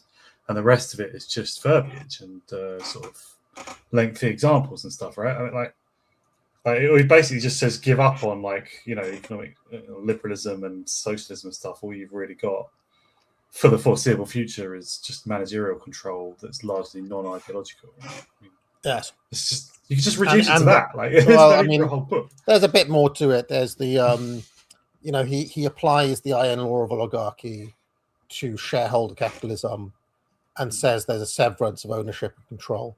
That even though that you could be a wealthy investor, right? But if somebody else is managing your shares, you don't truly have control over what's happening. The managers do. And this is it's the difference between Larry Fink, right, who was an asset manager of $10 trillion with enormous power, and a very wealthy individual, let's say Elon Musk, right? Well, who has more functional power? Is it Elon Musk or is it Larry Fink? That would be a question. I guess Burnham would say, well, Larry Fink is, presidents pick up the phone and talk to him because he has a lot of functional managerial control and power. So Well, I think especially the second and third episodes of the Mayfair set by our good friend Adam Curtis gave an ample rebuttal to the idea that managerialism simply took over. I think owners do matter, or it goes in waves. But I don't want to open up that whole debate. But I thought that the Mayfair set kind of completely goes against that. At least when speaking of the 70s, 80s, 90s, anyway. Well, but if you remember what happened to those maverick entrepreneurs, they all got crushed in the end, didn't they, Simon? I can remember. Effectively.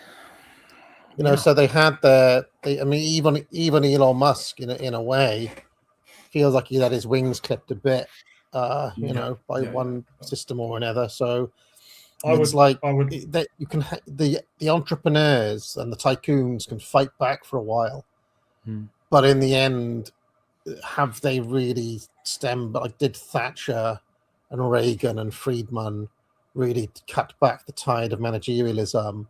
Or did they actually create conditions for the total corporate state? I think if we were talking earlier about the Twitter search function, we all agree that suddenly got shit and used to be brilliant. But I don't think that's Musk, and it's probably not. I mean, he's the owner and CEO, right? I don't think that's Musk in either capacity. I think that's Jonathan Greenblatt and Ronald Lauder. I think that's just that. It's neither managers nor ownership causing that. It's outside activist groups and ethnic interest groups and stuff. Yeah, you put in that. I mean, basically, what Elon Musk did is he took Twitter away from the deep state and he gave it to the Israelis. That's basically what he did. Right, and probably didn't believe he was going to do that, but once he was in ownership of it, he found that he had to. I imagine that's how it went. Yeah, ever since his trip with Ben Shapiro. Yeah. God. Of many sovereign nations. Wherever he walked, all hell broke loose.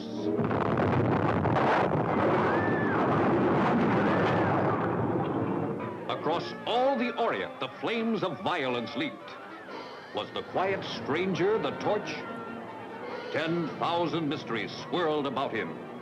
Wherever danger exploded, they found the quiet American.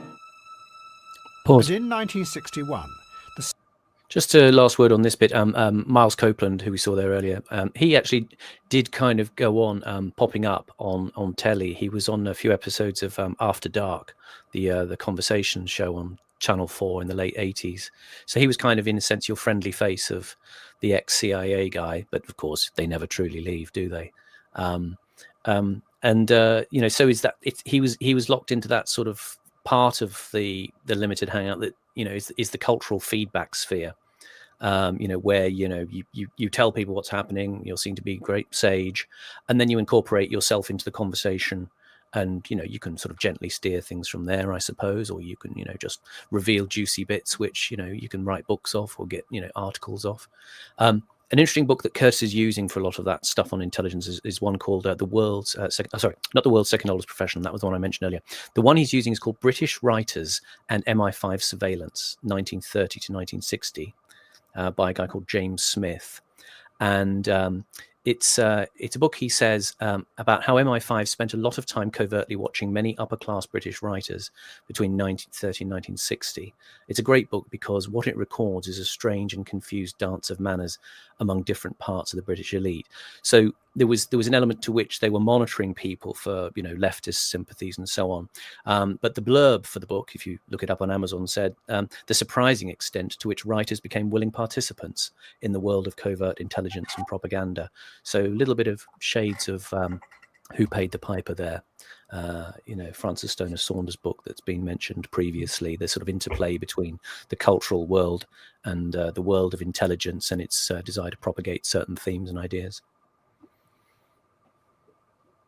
CIA decided to overthrow a government in the heart of Africa, in the Congo. Pause, please. 200 years.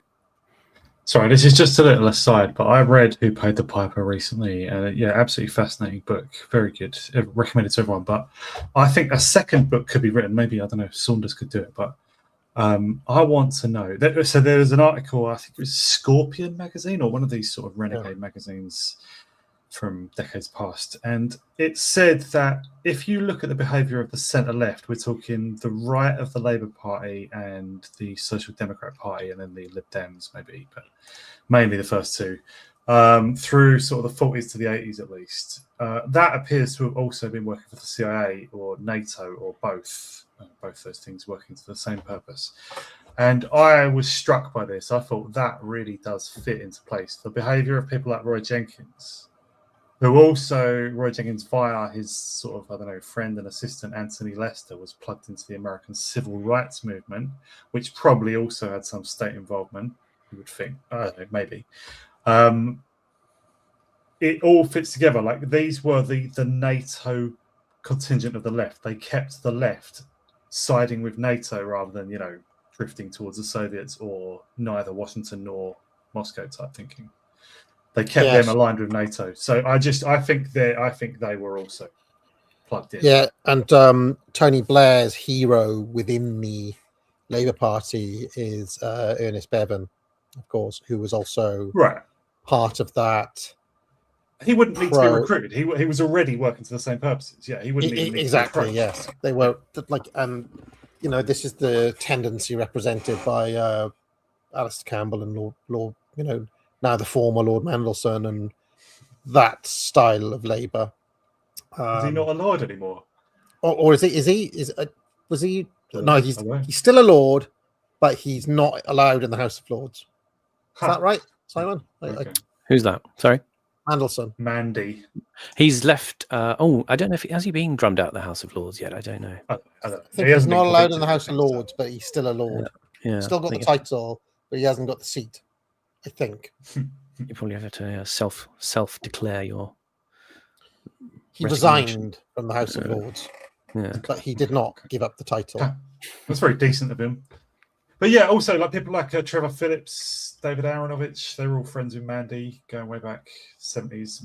Aronovich, we're talking Communist Party, probably not aligned with the CIA, but then moved to the BBC. Goodness knows. I mean, these guys wouldn't need to be told you're working with the CIA. It's just something. Rumors of intelligence leaks, connections abound. Is all I'll say. Paul Mason stands out. Paul Mason, totally, yeah. And the other thing is, we're not. He has a completely CIA. Like the Atlantic Council does this work as well. But sorry, Paul Mason has a completely incoherent worldview, which is, I'm going to be a Marxist, but support all the forever wars. It's just a fucking nonsense worldview.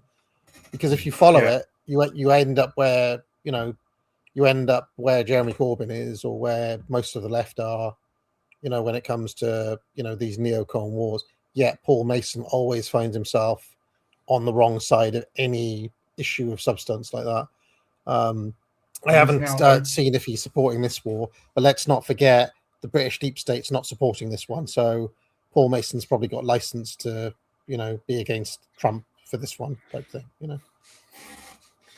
Oh God, he's such a weird scumbag. He's on the board of these blatantly like militaristic think tanks and stuff now. I can't remember what think tank he's joined, but like he's just openly working with the spooks and the military contractors and all sorts. So it's just with them now. Yeah, joined them. Years before, the Congo had been at the centre of the slave trade. Millions of Africans had been forcibly taken down the river and shipped to America, where their forced labour fueled America's rise to economic power. Now the country had been given independence by its old colonial rulers, the Belgians. But it was completely unprepared and had collapsed into violence.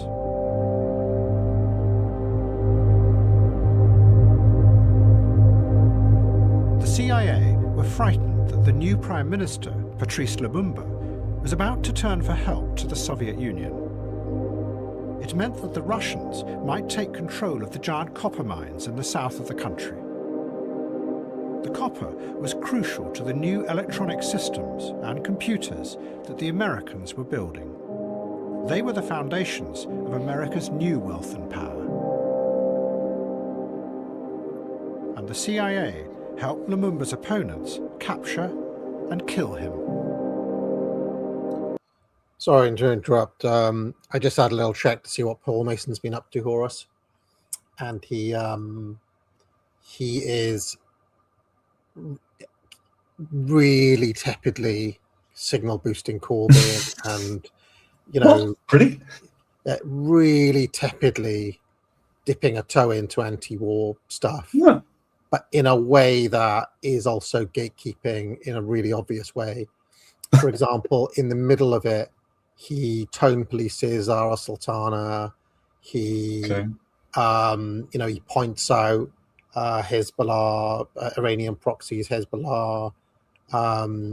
He in the middle of it says, on the 5th of March, 1953, Joseph Stalin murdered millions of people. He died while whipping up an anti-Semitic witch hunt. Red, a global, right? So he's literally peppering in.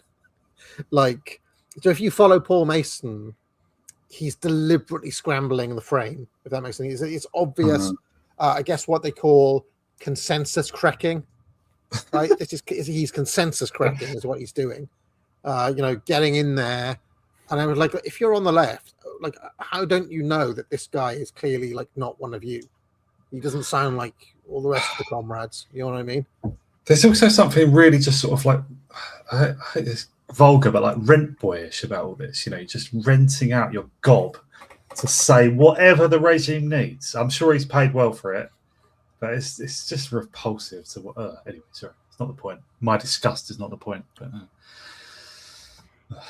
and they helped install a dictator in his place. He was called Colonel Mobutu, whose brutal regime the Americans would support for the next 30. Before you come in, Horace, we have to give a dictator chic rating on this guy in a second. But go on, Horace, go on. I think he just looks too Islamic. That hat is just too, and he wasn't. He wasn't Muslim, those fur hats were made in Paris with only the best leopard skin. There's a name for that kind of. It's similar to a fez, but it's not a fez. It's can't remember. There is a name for that kind of hat. I was just going to say, what was I going to say? I can't remember. Oh yeah, I've always thought it was interesting. Actually, really far back when I was at uni, I did my sort of first year dissertation on this.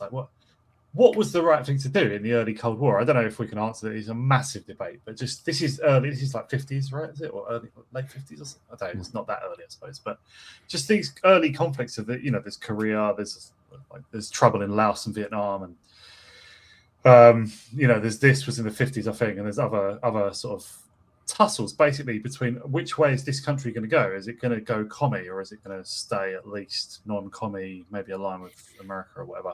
And it's just I don't know. Is it right to let Lumumba say he was going to side with the Soviets? Is it right to let him have these massive resources and stuff? I don't know. Yeah.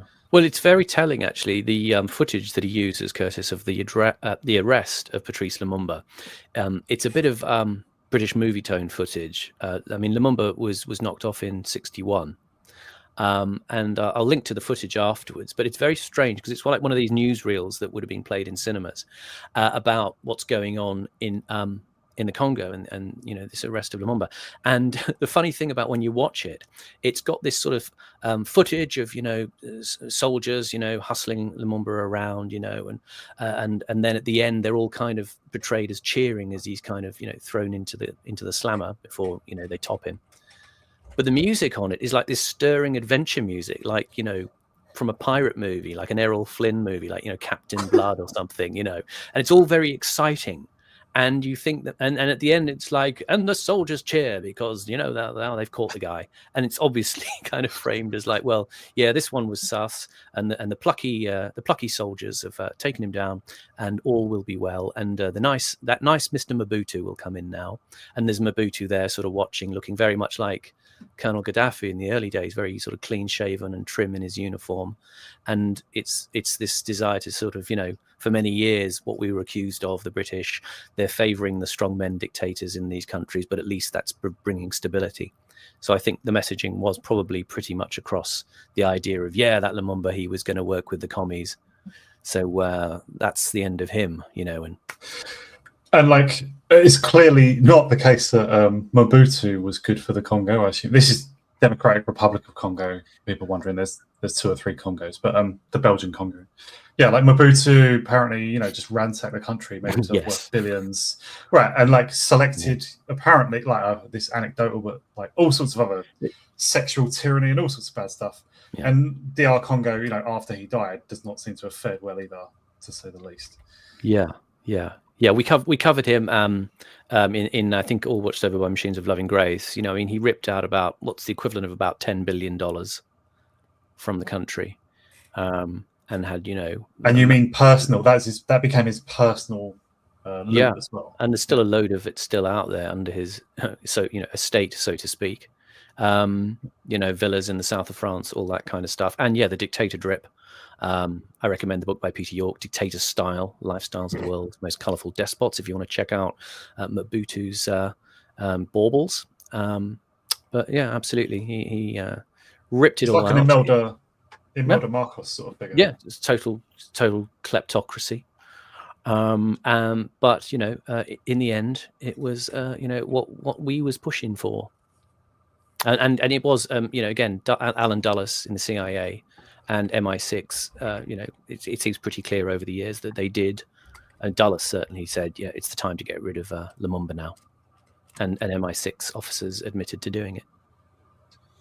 If I was forced to answer about the early Cold War debate, I would say ultimately, yes, you have to make it. You have to leave it be possible for them to go communist if they want, rather than the solutions were seldom better. I mean, communism really is a terrible fate, but a country being friendly to, India was friendly to the Soviets, but did not wreck itself. It's not a great place, but and other places, Suharto in Indonesia was very communist sympathetic, but wasn't a communist. That's nowhere near as bad. That's not necessarily going to wreck the country. And so my answer would basically be leave them laissez-faire, in international stuff. But it does mean a lot of people. It does mean a lot of uncertainty, obviously. I've got a funny feeling that I first learnt about Mobutu from a song by the Fugees. All right, I think Busta Rhymes has a verse, right? They the Fugees did a song that was based on ABBA on an ABBA track. When we were kings or something. I don't know.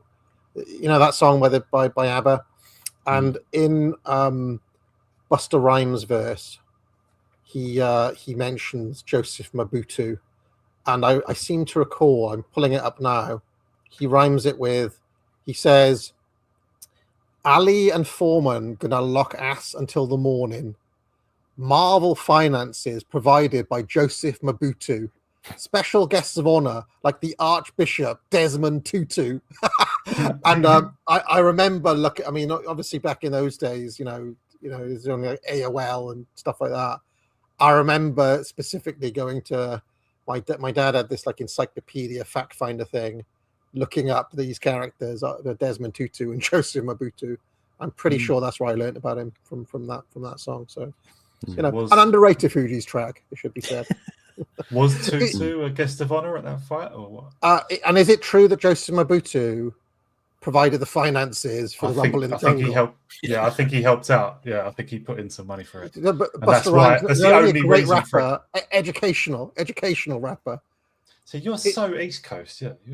All your references are East Coast rappers, and they do tend to be more cerebral. The West Coast is more. Okay. We don't want any beef here, okay? No, I was just talking about the differences. I lean West Coast, but I do appreciate it's more vulgar, it's more lowbrow, it's more criminal gangster stuff. Like the East Coast, they had more to say about the issues. Mobutu gave $5 million to the purse. So he put up the funding for the purse for the fighters. So and there is no other reason to have the biggest fight in DR Congo, right? That's the only reason to have it. Apparently Archbishop Desmond Tutu was in attendance, so there we go. So Busta Rhymes not only informative but also accurate. That's good. Accurate, informative, and he can flow as well. Yeah. Anyway, let's carry on. So you could say Rhymes was living up to the Reithian values: inform, educate, and entertain. So. Yeah, exactly. Yeah. Just one last brief point from Peter York, the style guy, about dictators there. To remember when you're looking at people like Mobutu and this thing of looking at these African dictators and thinking they're slightly ridiculous. Peter York has this quote. He says, "We look at these things with a 21st century ironic eye. Postmodern ironic eyes didn't exist in these societies. In their position, you would have to do all of that stuff, i.e. the dictator drip. No other symbolism would be understood. In countries which often don't have a free press or much of an educated middle class, it has to be cartoonish." Do you think that's a little bit kind of sneering, a statement like that, or do you think it's true? Possibly so. I mean, Peter York projects a kind of an air of aesthetic snobbery, but also perhaps I think there are elements of truth sneaking in there. But also it would only look cartoonish to somebody who's arch and postmodern, wouldn't it? Exactly, to us, yeah. So you can misjudge the kind of effect of all this, theatricality and sort of garish and gaudy kind of dress ups that go on. But in a sense, that's part of the power transmission vector that you need in a world where it's not literary. Then people aren't writing articles in the Guardian about Colonel Mobutu's latest move. What do we think? Yeah. It's like he wears a leopard skin hat and he killed you. Years.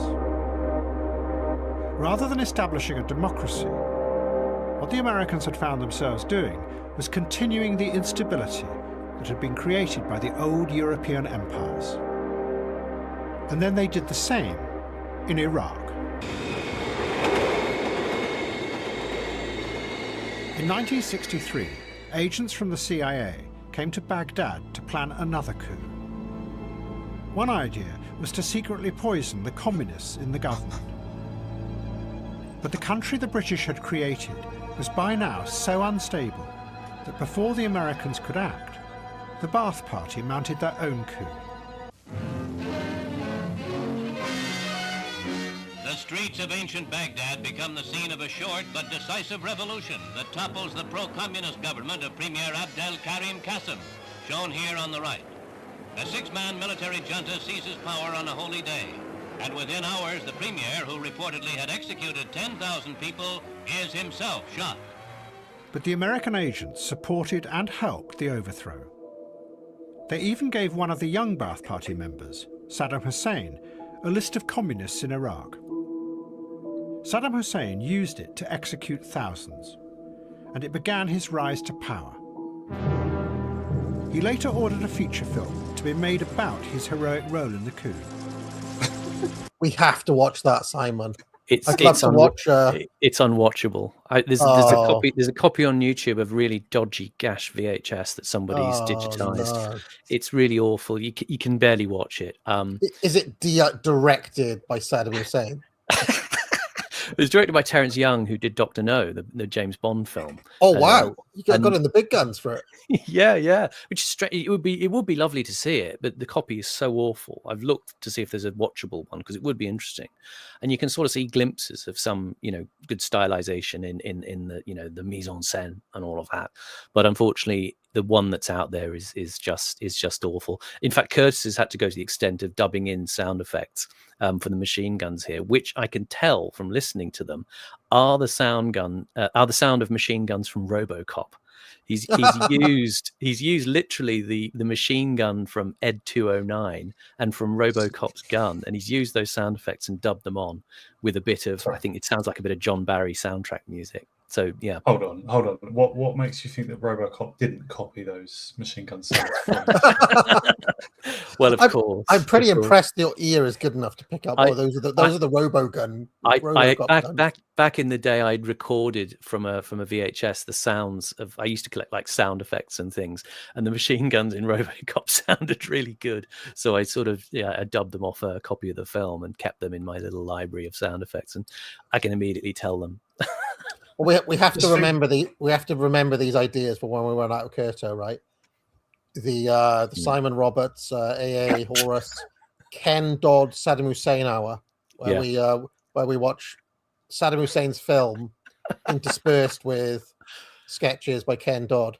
And in fact, I did a little cursory search for Ken Dodd, And some of the funniest things come up, because if you search for Ken Dodd, things come up like American reacts to Ken Dodd Quasimodo sketch, and you've got this American with with his gun and his big beard, absolutely pissing himself watching Ken Dodd. Sounds like such a bizarre. Like, this is what YouTube is now. Let me just show you. Look at this guy. Look at this guy here. Absolutely hysterical. American reacts to Ken Dodd, the legend of Quasimodo, and then it's like Ken Dodd doing a hunchback, and this guy's just losing. Like he's doing like a Max Wall kind of walk there, you see, with the bent legs, So yeah. It was made. When you first see Ed 209 firing, it's the scene in the boardroom, isn't it? Yeah. And the guy brandishes the gun at him. He puts it down, but Ed 209 malfunctions, right? And that is an awesome machine gun sound. So I realised it's illogical with the joke I made. So like Curtis used that sound, just saying, not the original. I'm pretty sure he has. Yeah. I mean, he will just filch things here and there and put them in as a kind of bit of mischief, and he doesn't kind of say anything or cover it, but you can sort of sometimes pick it up that he'll use a sound effect and you recognize it from somewhere else. That is a memorable gun sound in that scene. It really is. It's really satisfying sound. Yeah, it's like a horrific scene. Obviously, it's chewed up by bullets, right? Yeah. Mr. Kenny, who gets blattered on the model of the New Detroit. What we need to do is very disappointed. What we need to have is Simon on camera, and it'd be like British man reacts to Saddam Hussein film, hilarious. And then you can pull all different faces. Yeah. By the British director Terence Young, who had also made the James Bond film, Dr. No.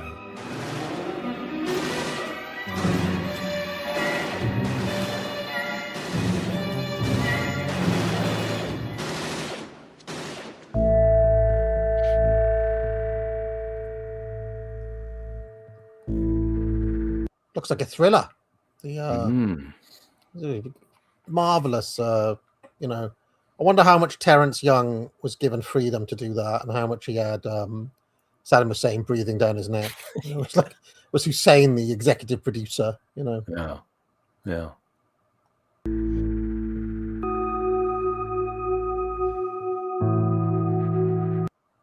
I did read that Stalin actually gave the filmmakers quite a bit of freedom. Right, to make their movies, but then he would watch the first cut. Right, interesting. Do you know if he edited much? Well, but then if he was displeased, he'd be like, "Yeah," So it was kind of like he did give them free, and Stalin did a lot of that sort of stuff. You're free to make the decision, but fuck me, don't make the wrong one. You know what I mean? Like, there was a lot of that sort of stuff. Because he was trying to sort of revive Russian history, wasn't he? Russian figures. And I think famously there was an Ivan the Terrible, wasn't there? And various Ivan, and Ivan wasn't really terrible, he might argue. It's like if you're an academic, the world's scariest viva, like when you've written your PhD and it's got to withstand argument from 3 experts. Have you heard of that? Well, yeah, I've done it. I've been in it. You've done it, right? So you've done a Viva, yeah. But imagine if you turn up your Viva and it was like Hitler sitting there or something, Or, I don't know, like who's the scariest person? Yeah. Obviously, I turned up to my Viva like General Zhukov in Death of Stalin. Like threw off your cape as you sat down. Threw off my cape, showed my medals. No. It was a very unmemorable day, my Viva, sadly. I did pass without any corrections, but, That's good. I don't feel joy at moments like that. Getting through the first time that means you actually knew your shit. Yeah. World-class scholar, mate.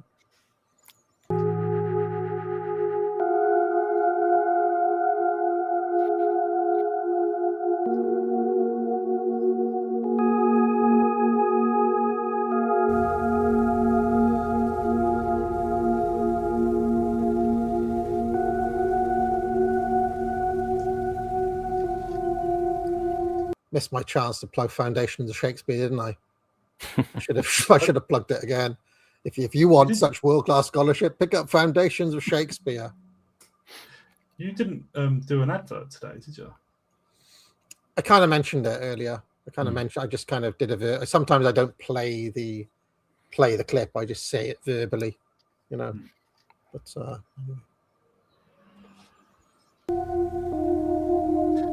pause, please. But if you were going to do one of them, you could go trivia. That's how it starts, isn't it? Yeah. I do. I mean, yeah. People have their favorites. I think the ones that people love the most are the sales that I do. You know, the hard sell kind of approach. You know, when I turn on the Vince McMahon at Royal Rumble 90 or something, it's kind of the mode I go into. The promo code ones get the most elaborate adverts, right? That's because the most pressing and not annoying. What's the word? But they stick in your mind like earworm kind of. That's where I'm using the literal kind of repeat it every day type tactics. But I kind of you can't do it all the time. You have to have off periods and on period, you know. Otherwise you burn out the territory, like the Sheik in Detroit, Simon. Yes.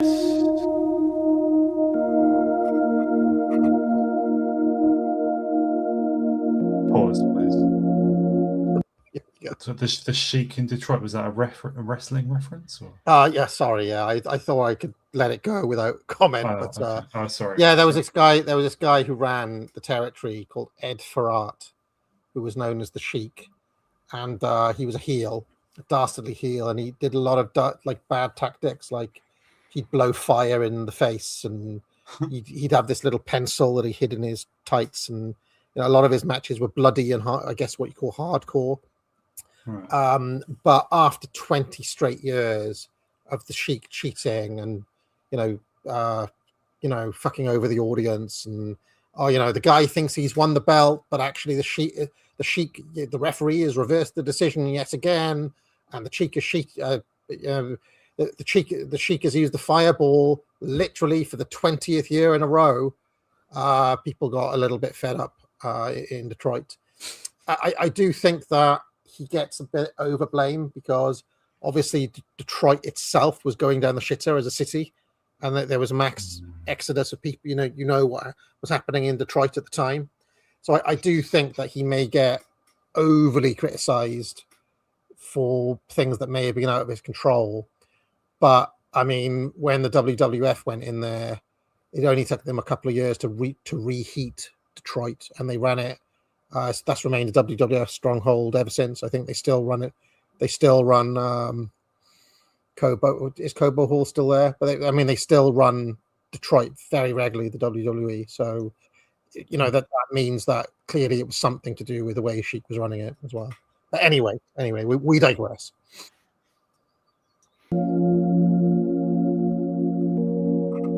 When Deng Xiaoping died, the country he had created was growing fast, becoming more and more powerful.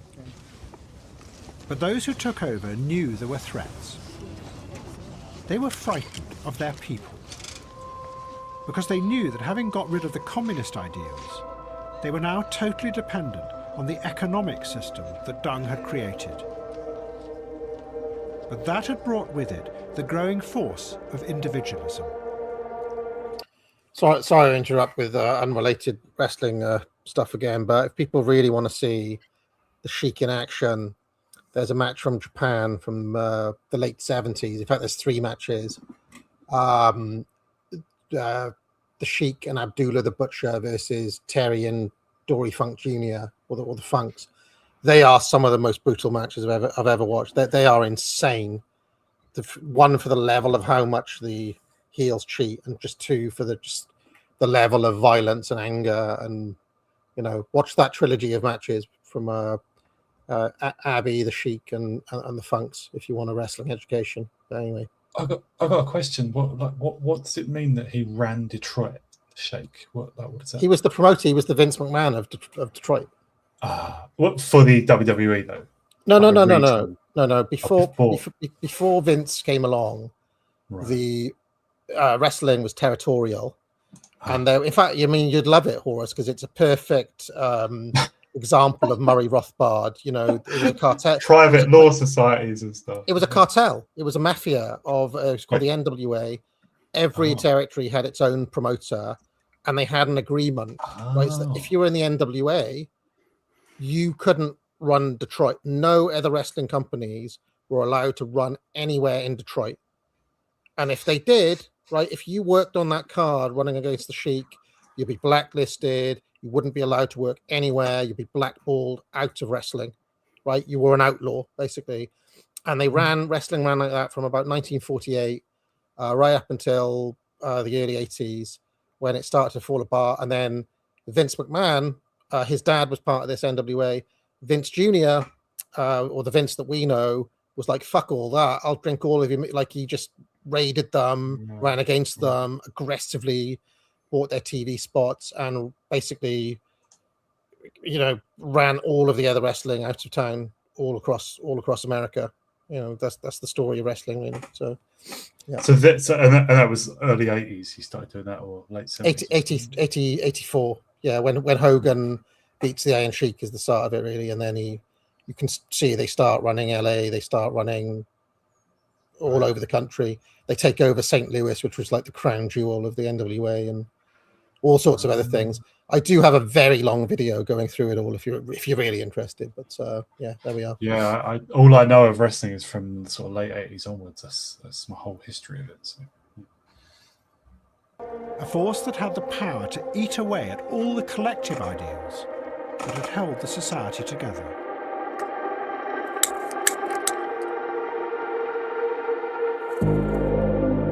And outside China, they were increasingly frightened of the global financial system, run by the Western bankers. The paranoia and suspicion about the West had gone very deep into the minds of the new rulers. But for the moment, the money from the West continued to pour in, and their power grew further. Very interesting to think about in the context of right now, when this architecture that they're talking about is under direct assault in this war. I mean, if China are ever going to make a move, surely it would be now, wouldn't it? This is their moment to wreck all of this if they're serious. But we will see. At the end of 1997, Britain had agreed to hand Hong Kong back to China. During the negotiations, the British had insisted that Hong Kong should remain democratic.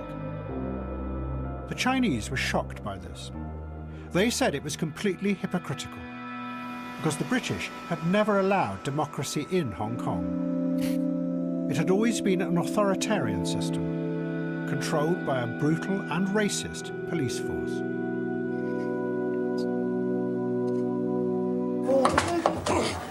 Hey, cake on! Oh, yeah. Cake on! Just notice. Who's got a mace? Chemical mace! Sergeant! Mace! Come on, Macey! Get the fuck out of it, you little gobshite! Get out of it! He's got to be subdued, man. No! Got him! Who'd you got him? Down him, come on! Get him down! On the floor! Sir! Get him down! Come on! Get him down! Come on! Down on the floor!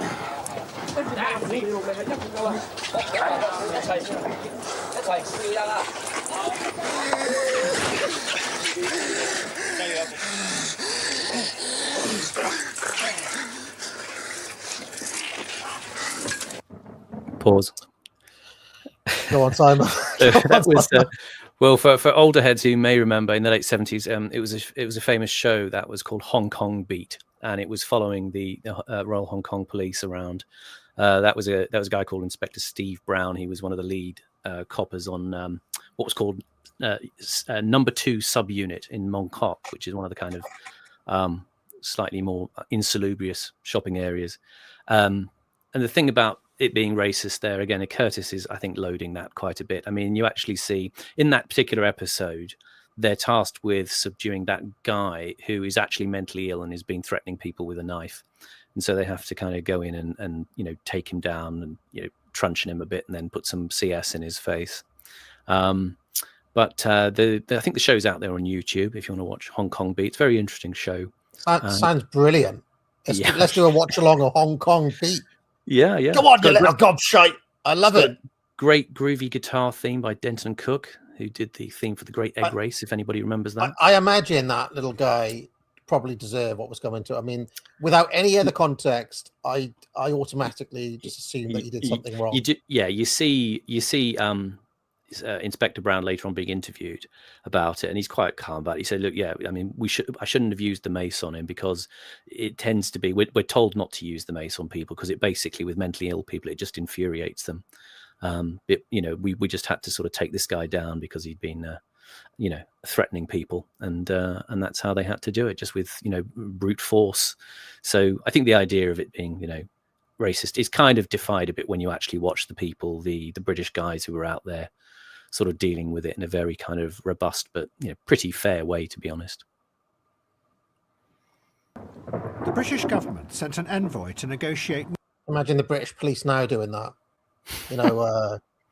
Those two girls who knocked on the door. Can you imagine it was like him versus those two? Calling you a little gobshite as they clubbed you to the ground. With the Chinese. He was Sir Percy Cradock, who had finally accepted that the Cold War was over. But after the talks, Sir Percy announced that he agreed with the Chinese. The demand for democracy, he said, was difficult, because when the British ruled Hong Kong, there had never been any democracy. Sir Percy was not invited to the handover. And in the pouring rain, Prince Charles watched as the Chinese said goodbye to the British by singing them a Rod Stewart song, Rhythm of My Heart.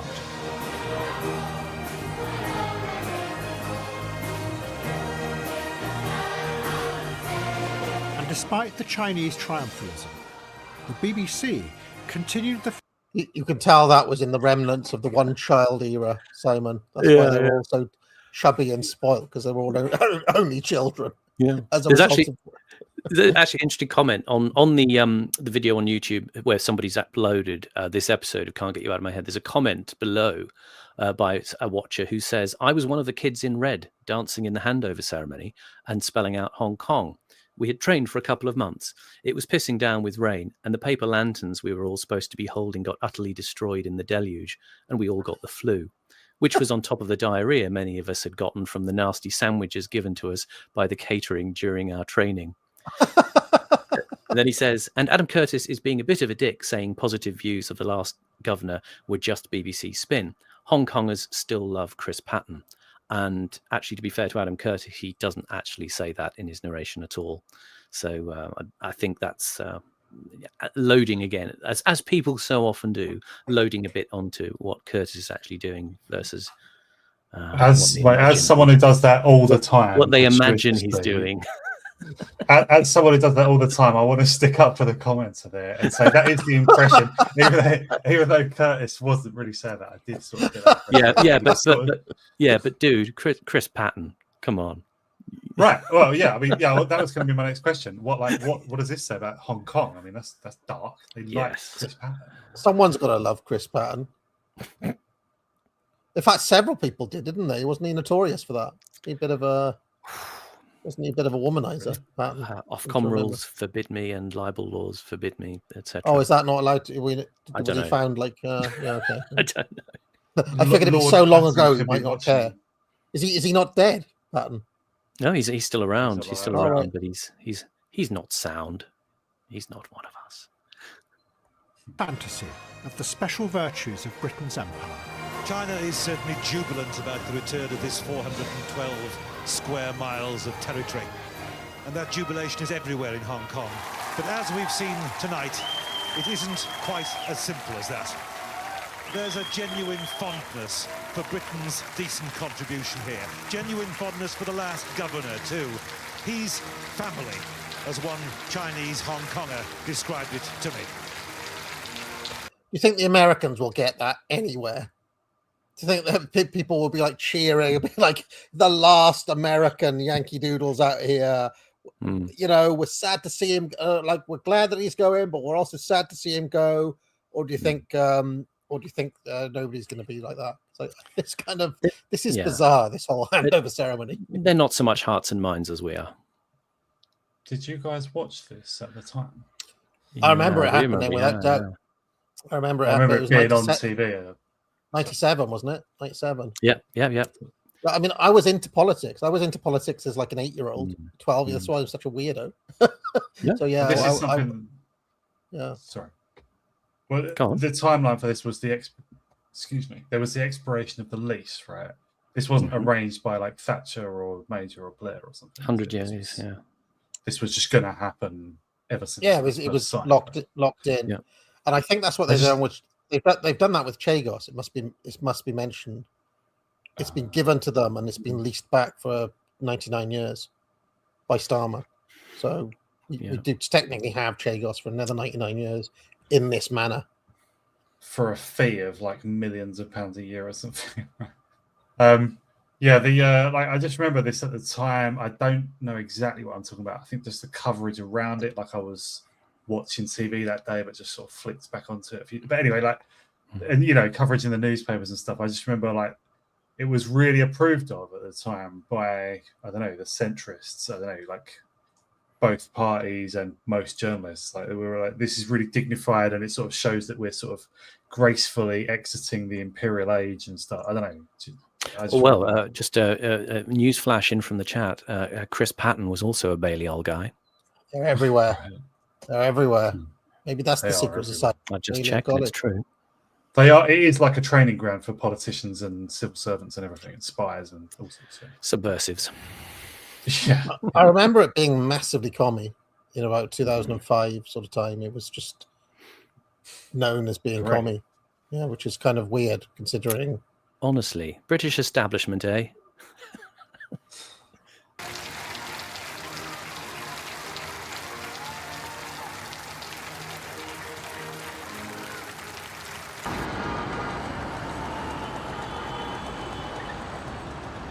In 1998, the very thing the Chinese leaders were frightened of happened.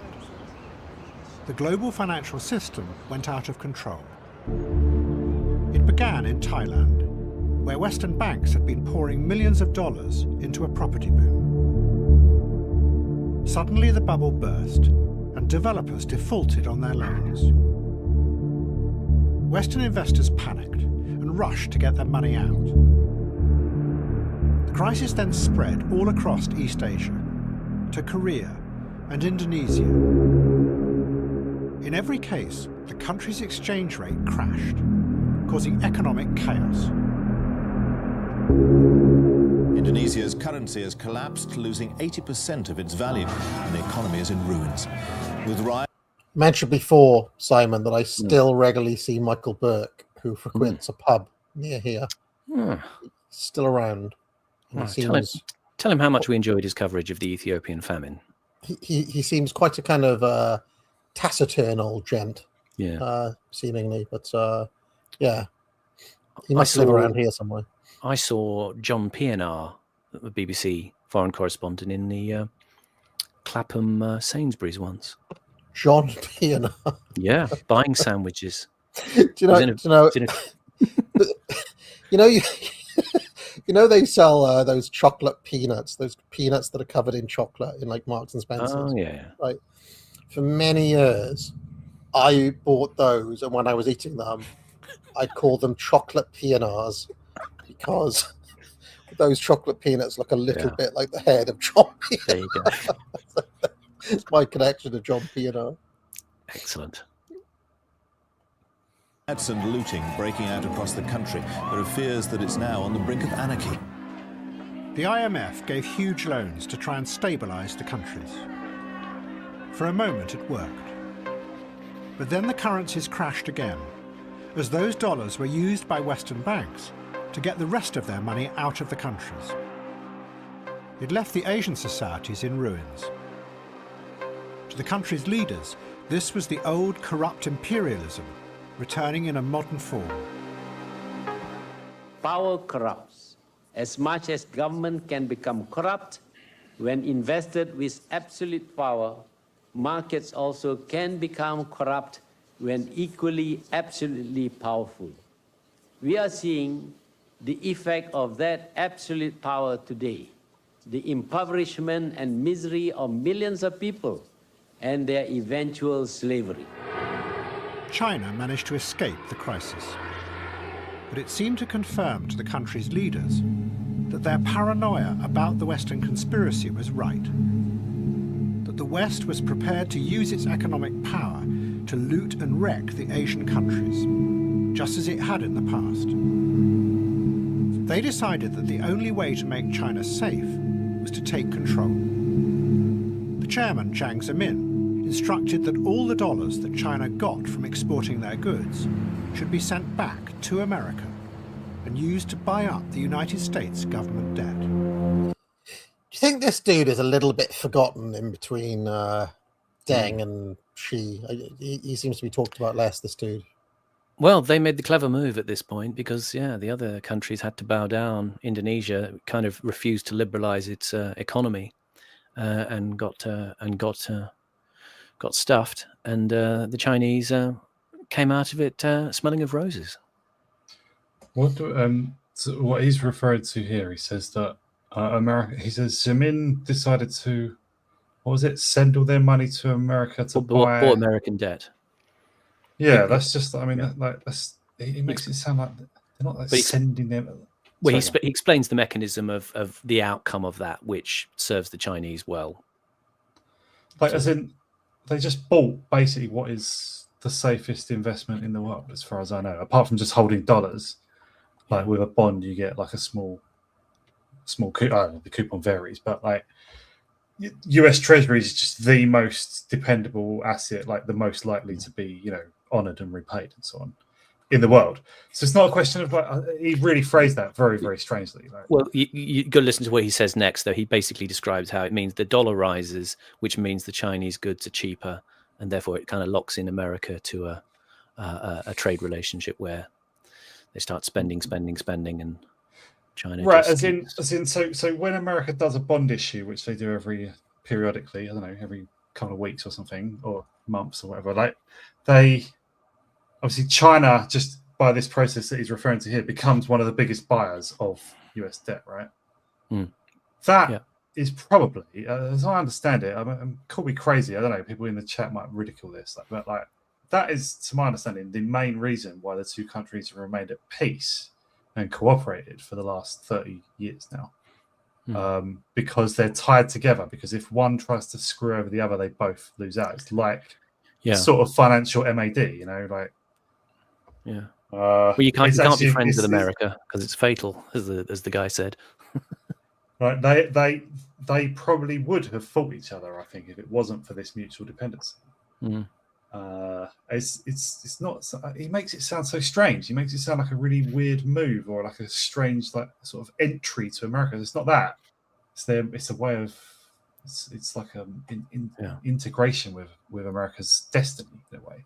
Ostensibly, it seems to be giving up power and control, but actually by ceding wealth to America, and yet America becomes beholden. They're not like neither side is ceding. It's a. One's issuing debt, the other one's buying the debt, but that also like it means they both rely on the same process of repayment. Mainly to the Chinese advantage, though, and American production suffers. But they then become reliant on America repaying, which at some point may not happen. I mean, like I don't know how much. I don't know if they've reduced, because it was a major narrative in finance and trading and stuff about 10 or 15 years ago, the extent to which America is reliant on China to buy its debt. Then people don't seem to say that so much anymore. I don't know. Like, I mean, like a lot of these countries, Russia, China, India, a lot of them are buying loads more gold. But I don't know if it's on the same sort of scale as the. Anyway, sorry. What I really mean to say is like I don't think it benefits either one at the advantage of the other. I think it's their interests coming more fundamentally into line, which is actually it's quite profound. Like anyway, sorry, maybe I'm interesting. I just think Curtis has a really strange way of portraying this stuff. It's like this doesn't fit with his usual style. I mean, it's weird. All of this is explained in the Hudson book Super Imperialism, where he really goes into how America uses debt as a superpower, like as a kind of like the fact that it's in such massive debt is actually a strength and not a weakness, because it's the way, like it's the inversion of how classical imperialism is done. The Americans have turned it inside out, so they get everybody else to buy their debt.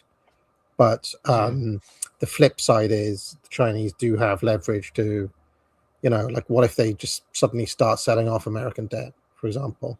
Like they can do. It gives China some leverage as well. Evidently they have no intention of doing so, because they keep buying it, they keep trusting it, they keep seeing it as where to park money, like where to get a reasonable return. They could also be hoarding it to build up that leverage as well. Don't forget, the Chinese love to hoard shit. They've hoarded steel, they hoarded gas, they've hoarded oil, they hoard everything. Say tomorrow they start suddenly shedding their holdings of American bonds, that presumably would cause a historic crash in the press. Which would, and they can't. I assume they're dealing in trillions. I don't know. They probably hold. Well, we're dealing with it. I mean, I think they've been slowly but surely getting out of it over recent years, but they could still cause damage. I mean, the Chinese could cause all sorts of damage to not just America. The entire global system relies on China. So what they've done is they've learned from history. I mean, this is the story. True. But what you said about. But what you said about what Hudson said is true, though. They would crash the value of their own holdings. They couldn't sell 100% of it in 1 hour. Like they would have to unwind it over I don't know how long. Yeah, but that's they'd crash the value of their own investment. This is if you're thinking only in terms of econ and not in terms of power. Presumably, they are thinking in terms of econ and finance, though, right? But also power. But also over an extended timeline. But then why not spend it on more aircraft carriers or whatever would extend their power? It's actually that they're really finance oriented, surprisingly for a communist state. But like, it's that they're not. I think it's a symbol of how unaggressive they are. And Curtis makes it sound dark. I think wrongly. It's a symbol of what not a threat and what a threat they're not. Well, they accede to this bilateral stability, and this is the mechanism by which they do it. Yeah, it's bilateral. I want to. That's it. I want to emphasize the bilateralism of it. It's how it brings them into mutuality with the US. I think. This would make the dollar rise in value, which meant that Chinese goods would be even cheaper. But it would also make interest rates in America low, which meant that people would borrow even more money from the banks and buy even more Chinese goods. It was a virtuous circle. What the Chinese were doing was using the money to create a safe bubble wrapped around the United States that would stabilize the system and so keep China safe. But in the process, the Chinese money would create the biggest consumer and property boom ever in history, and lead America into a protected dream world that was increasingly detached from the reality outside.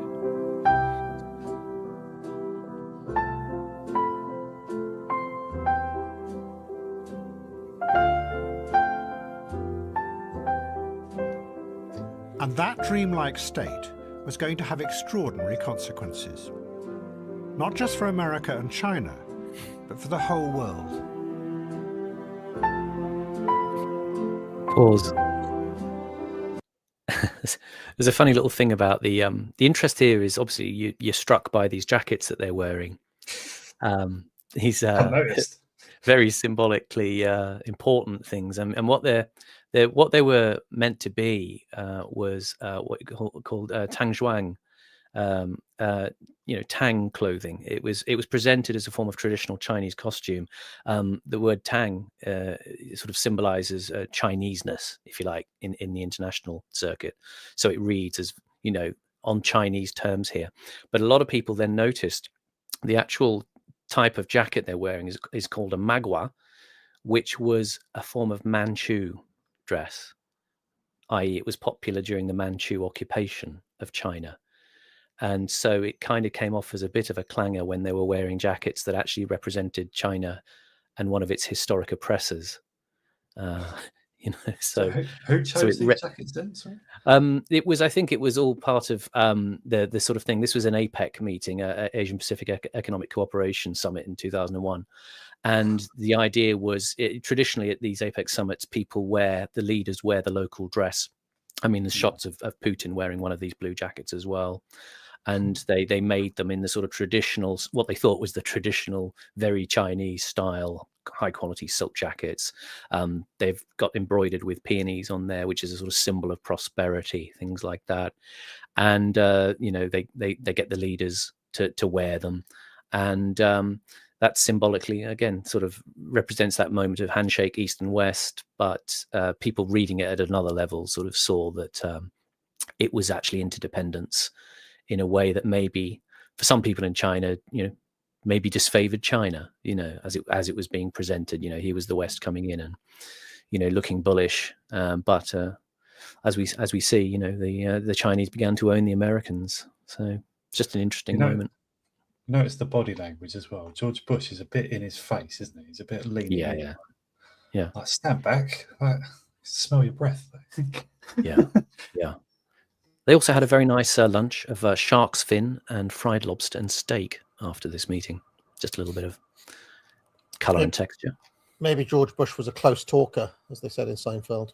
Yeah. I don't want people to get in my face. Yeah, just stand back. I can hear you.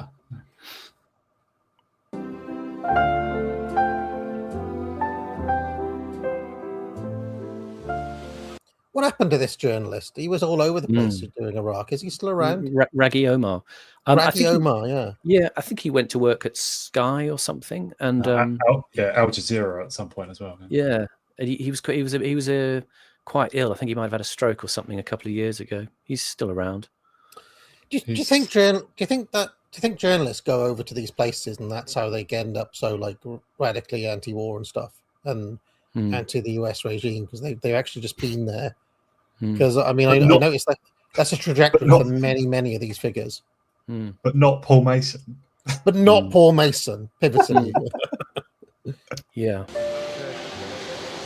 City's going through its worst sandstorms in living memory. It swathes the city in this ochre colour, this blanket of red dust. It's raining now. It's literally raining mud. I mean, just look at it. I mean, this used to be just completely full of the international press. I mean, there's still a lot of foreign journalists here, but just blown apart by the worst sandstorms that people say is in living memory. Watch the cable. In 2003, America and Britain were preparing to invade Iraq. For George Bush and the Americans, the aim was to bring stability to the Middle East. But Tony Blair saw it in wider terms. It was part of a new kind of global intervention that was not like the empires of the past. Instead, it was a way of liberating millions of people from a brutal dictator, which would then allow them to become free, democratic individuals. Where have we heard all that before? Familiar. I don't know what you're talking about. But there were people in Britain who knew the strange origins of Iraq. How 80 years before, English administrators had gone there and created a highly unstable society rooted in full streams of England's past. A group of 6 historians came to see Tony Blair. They explained to him the complex reality of the different groups in Iraq and how they could easily turn on the Western intervention. There was silence in the room.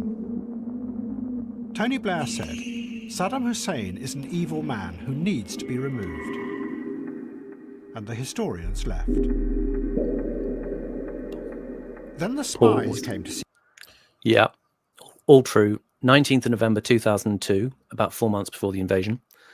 6 historians, Lawrence Friedman from King's College War Studies, George Joffe from Cambridge, Toby Dodge from Queen Mary, Michael Clark from King's College, Charles Tripp from SOAS, and Stephen Simon, who was a former US State Department guy who was at Institute for Strategic Studies.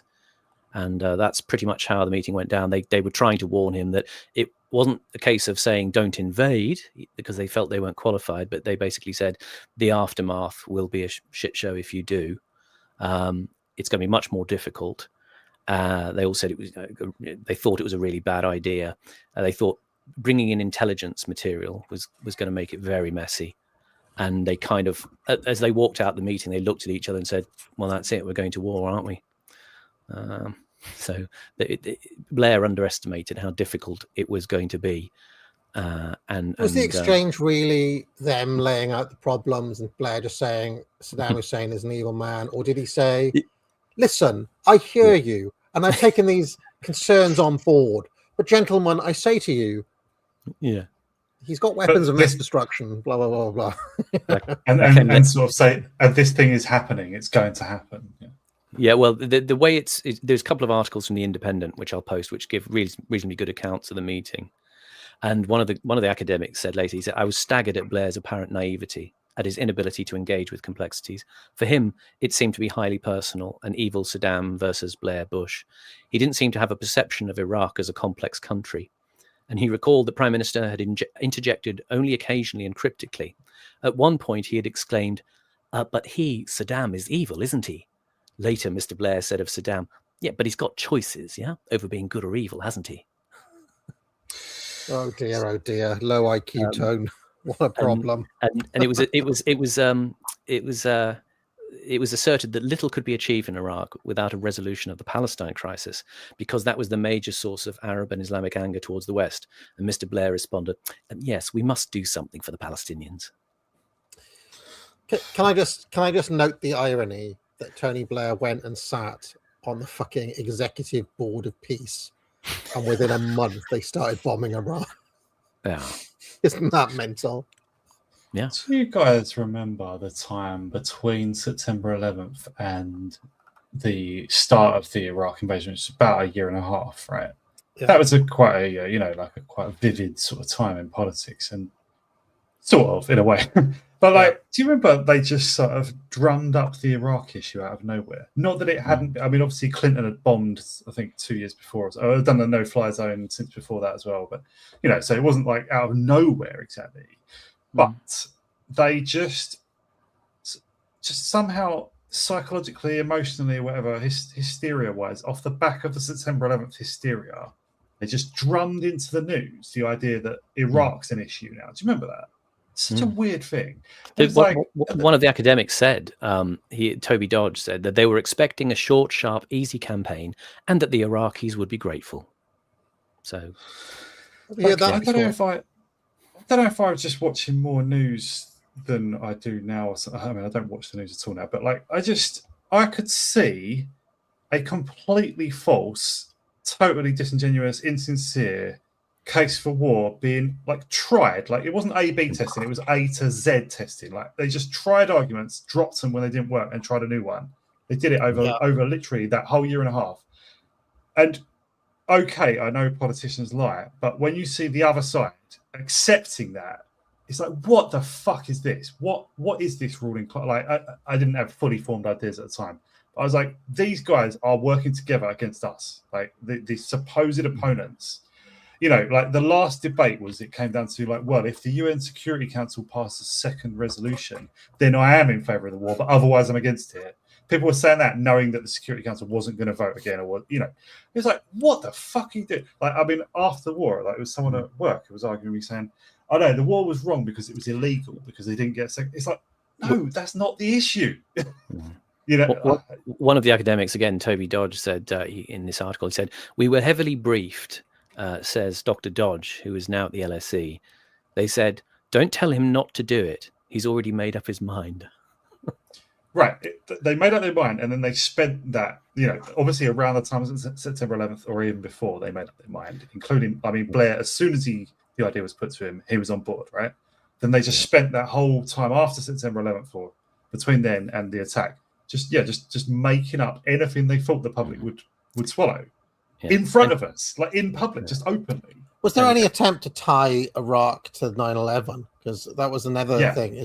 That was Iraq one of the things had they tried. Nothing to do with any of it. He talked about it in The Power of Nightmares, and it was one of the things they tried. They tried quite hard with that, and then they just dropped it after a while because it was bullshit. But the crucial thing, one of the academics says, George Joffe, he said, they had no plan for what would happen after the invasion. The approach was, the Americans are heading this up, They will have a detailed plan. We need to follow them. You know, in retrospect, it looks like maybe that was the Israeli plan all along. Well, that the Israel just wants to wreck every country around there, create civil wars, create failed states, so it can do the Greater Israel. It's become clear it's not about oil, it's not about American interests, it's not about anything at all apart from this, and that is what has become clear as time has gone on. In my opinion, that's been confirmed. But by Israel, it must mean Israel in Washington, right? It means, I mean Israel. I mean actual Israel. Yeah. But it was obviously America who did the war, right? So it was. Yeah, they did it for Israel. They just did it for Israel. Yeah, it's the Zog. Like it was. Yeah, it was. Well, it was that lot. The neocons, Wolfowitz, Libby, Feith, all these. Like when we say they, it was them driving somehow, even though they're just a bunch of guys who didn't know. I don't know. I mean, I feel like it could be that even those neocons thought they were on this same mission as Blair, but they were just the useful idiots for this other project that was happening. Driven by Netanyahu in particular. Well, who has always had this plan. This is what Justin Raimondo used to write about. He called it like the Amen corner for Israel. Or he called it the Likudniks, but he means people in Washington and New York. But yeah, they just, even though they're American citizens or whatever, they just directly, they're on the phone to Netanyahu all the time. And other central guys in Israel, but especially Netanyahu, the Likud party. And they're just working for Israel, but they are American citizens. Another couple of telling bits in favour of Blair. I mean, they say at the meeting he was very run down, fluey, kind of he'd been sort of working all hours. Another thing was one of the academics says, we all know the basic picture. The Americans committed a strategic blunder. Tony Blair never gave any real thought to not supporting them. And isn't it remarkable that it seems like for this war, Keir Starmer is determined not to make the same mistake. And it could end up being premiership defining for Starmer. If he keeps us out of this war, he could turn it around, He could, these are the thing. Nobody remembers Blair for any of the other things he did, pretty much, apart from this. Yeah. Right? Foundation hospitals. ASBOs and what was that? Sure Start and nobody remembers any of that. All anybody remembers of Blair is Iraq, and Bush. To be honest, they're completely defined by the Iraq War, and it could be that in 10 years' time, all anybody really remembers Trump for is this, especially if it goes badly, and it could be that all I've seen it being reported, Simon. I mean, I hate the British press is so horrible. But the headline is this Keir Starmer's Hugh Grant moment? Oh my God. But I think that's what he's going for. And in fact, while we've been on air, Starmer's given a speech where he's condemned the war as not having a plan. And he's going for it. This is this thing that James O'Brien take this morning. They're setting it up so you don't know why they've gone in. So later on, they can't be held accountable because nobody knows what the plan was meant to be. And it's as the academics say, I'll just cap this off. At the time with Blair, they warned him about the possibility of a really nasty civil war, which happened. And he said, my aim that day was to tell them, i.e. Blair, as much as I could, so that there would be no excuses and nobody saying, I didn't know. If this is his Hugh Grant moment, who is his Martine McCutcheon? Don't know if we can answer that, but Rachel Reeves. I think I'll have to drop off soon. But I just wanted to tying. Oh, sorry, go on. Sorry. No. I was just sorry. I was thinking about the Martine McCutcheon role there, but Rachel Reeves is so much more hideous. Could be Hannah Spencer. Hannah Spencer could be the Martin McCutcheon. I was thinking more of Ukrainian rent boys, but never mind. Right. There is no Martin McCutcheon. There's Martin Markovsky from Kiev. I just to tie this back to the earlier in the stream as well. I think by the time you get to Blair, you've had years of the Labour Party being run by figures who just went along with Atlanticism, right? Like Gateskill, Wilson to some extent, probably less, but like Gateskill, you know, Jenkins, David Owen. Actually, David Owen's more complicated, but like Neil Kinnock kind of started out as a renegade leftist and just joined into the EU projects and stuff. Like, by the time we get to Blair, there's just default to, I don't know, just to go along with human rights thinking, which means, you know, declaring wars usually or intervening. I wouldn't underestimate the role of Michael Foot in that, exacerbating it, because he was really hammered for the longest suicide note in history and all of that, which did in, like, he was basically the Corbyn of that era, and like widely discredited for that 83. So the right of the party kind of prides itself on its being sensible in matters like this, you know, which means like going along with just do forever wars, do forever wars, and like sort of act superior and stuff. But you know, it's exactly the same in the Fabian era, or in the early 50s. It was go along with World War II. It was be patriotic. It was support the British Empire. Whereas, of course, if you were a proper Marxist, a proper leftist, the British Empire was evil, right? If you're a Fabian, the British Empire is a force for progressive good, right? All of that sort of stuff. I think. Sorry, I will have to go soon. Horace, Simon, shall we try to finish this? It's nearly finished. Yeah. Oh, so you can go, but we're going to have to try to. I'll cling on. Yeah, let's just cling on for 10 minutes to try to get to the end. Cool. Okay. They told him that there were hidden weapons of mass destruction in Iraq, which justified the invasion. But yet again, they were inventing a magical world of hidden threats. And the invasion began.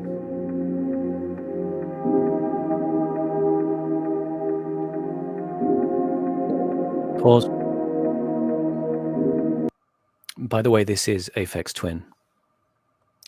No, sounds like Pie Corner Audio or something. Blue Calcs by Aphex Twin. Continue.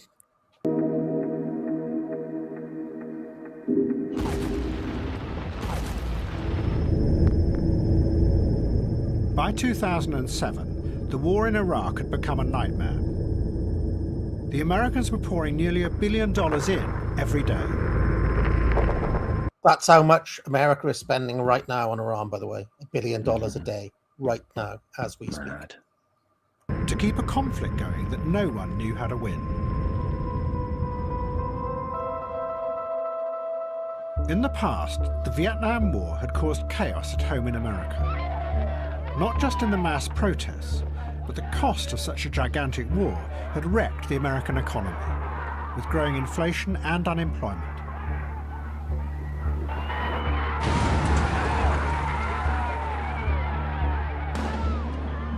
The politicians had no idea how to deal with the economic chaos, and it, as much as the protests, had forced them to admit defeat and flee from Saigon. But now, with the Iraq War, there was no effect on the economy, and there were no protests. The reason was the Chinese money. The Chinese continued to buy up more and more of the American government debt, which meant that the consumer boom continued. And safe in their protected bubble, few of the American people protested. The war was far away and had no effect on their lives, which meant there was no pressure on the politicians to admit defeat. And that led them to try ever more desperate measures to achieve victory. But that desperation was going to awaken ghosts from the past that would return in a distorted and frightening form. Sheikh Abdul Sattar Abu Risha was the leader of one of the largest Sunni tribes in Anbar province outside Baghdad. He came to the Americans and offered to help them. In return for large amounts of money, he said, his tribe would ally with the Americans and create a militia to fight against the insurgents, above all, against Al-Qaeda in Iraq. In desperation, the Americans agreed. What tribe? And the idea quickly spread across the country. The Americans giving out millions of dollars to Sunni tribal leaders to create private armies. It was called the Awakening. And Sheikh Abu Risha became a heroic figure.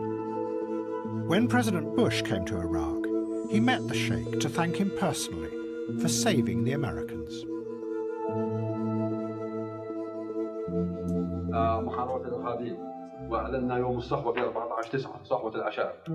On September 14th, 2006, we have made our voice loud and clear. It was the tribals rising against terrorism. And we attacked Al-Qaeda, starting with Al-Anbar. And if they rely on us, we will be able to defeat terrorism and Al-Qaeda from throughout Iraq.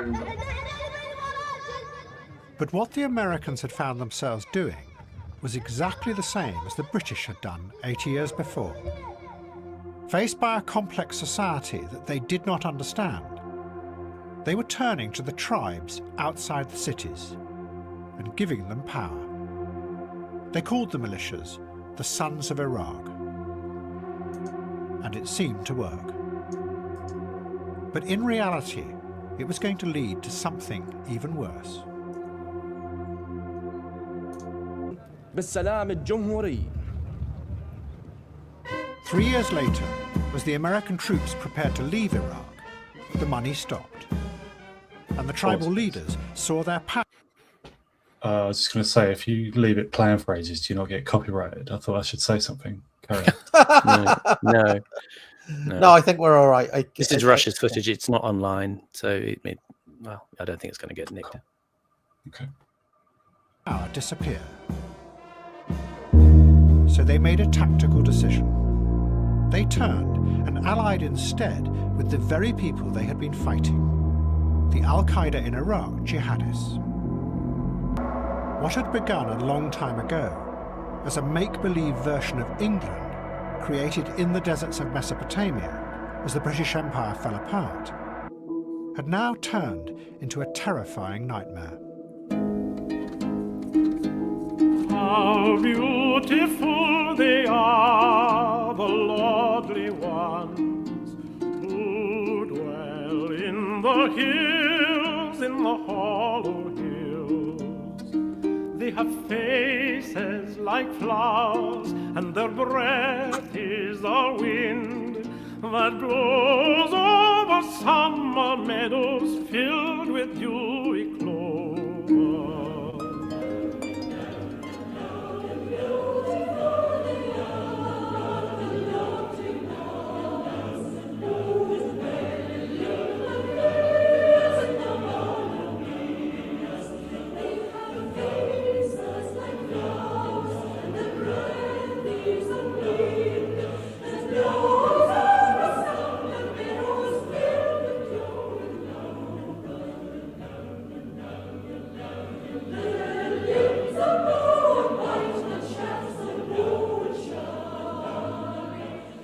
And that mythical, romantic view of the past was also about to return at home, in both America and Britain. And it was going to have powerful consequences there too. In his campaign, Donald Trump promised to recreate a lost America. We will make America proud again. We will make America safe again. And we will make America great again. God bless you and good night. I love you. Oh dear, oh dear. I would actually say that he hasn't achieved all those things. We're watching this at the right time, I would suggest, this one. Yeah. This is footage, by the way, of the Michael Brown shooting that happened in 2014 that set off a lot of protests in Ferguson in Missouri, if people remember that. Young 18-year-old guy shot by a police officer. So the sort of early stirrings of the kind of BLM fury to come later. This was huge news at the time. This went on for days and days, massive rioting all over like Missouri, or no, not Missouri, St. Louis, Yeah. But with the exceptionalism also came the fear and the violence.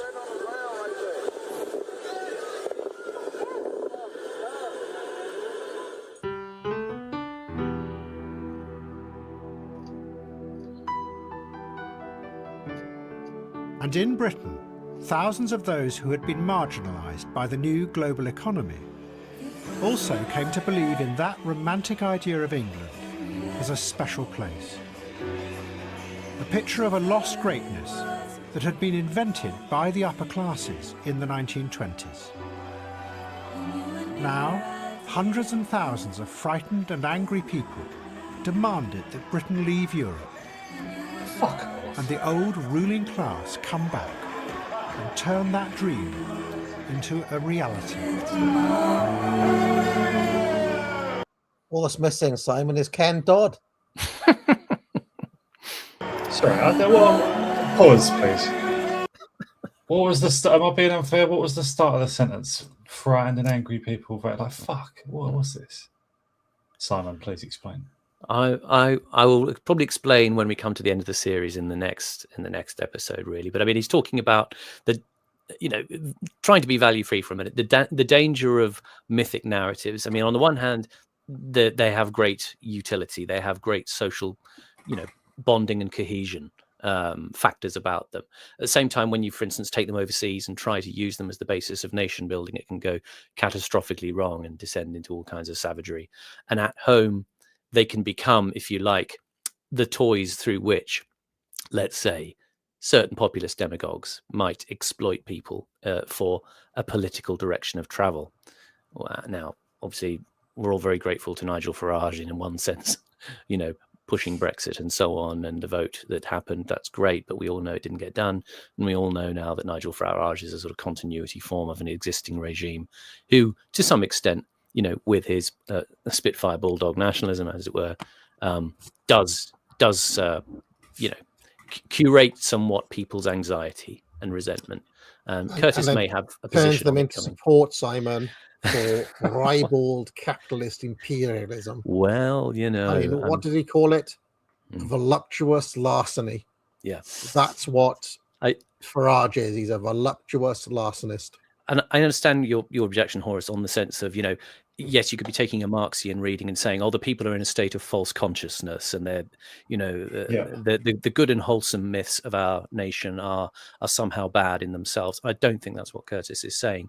The things he was alluding there to the Cecil Sharp folk dancing, early British sort of stirrings of a Fabian nationalism last week, an idea of actually, I think Sharp was very sincere in sort of recrudescing ideas of British national identity in its own folkways and culture.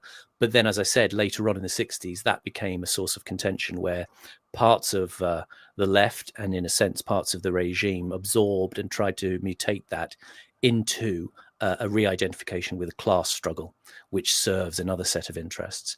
And Farage serves a set of interests which exploits the same, if you like, tension that's going on, rather than saying, we're all frightened and stupid and fearful and that's a bad thing because we're just trying to keep hold of our nation. I don't think Curtis is really going there in a broad thesis sense, but at the same time, yes, politically he may be left liberal and he may see it that way, but he has acknowledged this in interviews. He's talked about, look, the problem of the current discourse is the people who voted Brexit, the left called them stupid, and then you've lost them, so you can't persuade them. And Curtis's view, as he's expressed, he said, look, if only the left had talked to people about Brexit and say, look, you're being conned by people like Nigel Farage, okay, then he feels there could have been a more interesting and useful social discourse. Now, obviously, many of us who were in favour of Brexit will sort of have mixed feelings about this. Yes, we wanted to get away from the supranational control of the EU.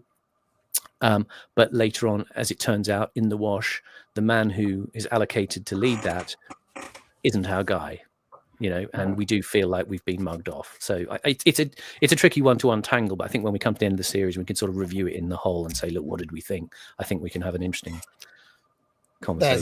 There's a lot of verbiage here. It's summed up perfectly. Fell for it again. Come on. You all fell for it again. No, you're right, Simon. It is easy for me, anyway, to forget the start of the episodes, which are sometimes 4 weeks ago. Yeah. No, and don't forget, there is an overarching thesis, right? There's an overarching thesis that some aspect of what is going on here is Chinese revenge for the Opium Wars, right, in the 19th century.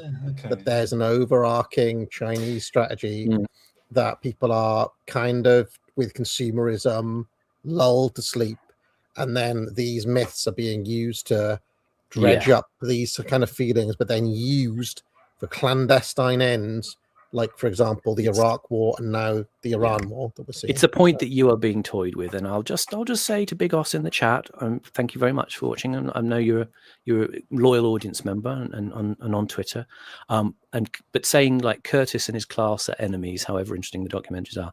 Again, I think this goes to the point that sort of you were making in that video about Hannah Spencer again, AA, that we've got to get out of this mode of just reacting with outrage, and actually Curtis is trying to sort of draw your attention to the mechanism by which everybody gets stiffed. And I wouldn't say Adam Curtis is an enemy. I can understand that the ecology in which he swims in places like the BBC or the kind of liberal left, the Guardianista class, maybe people who we feel, we can't get along with.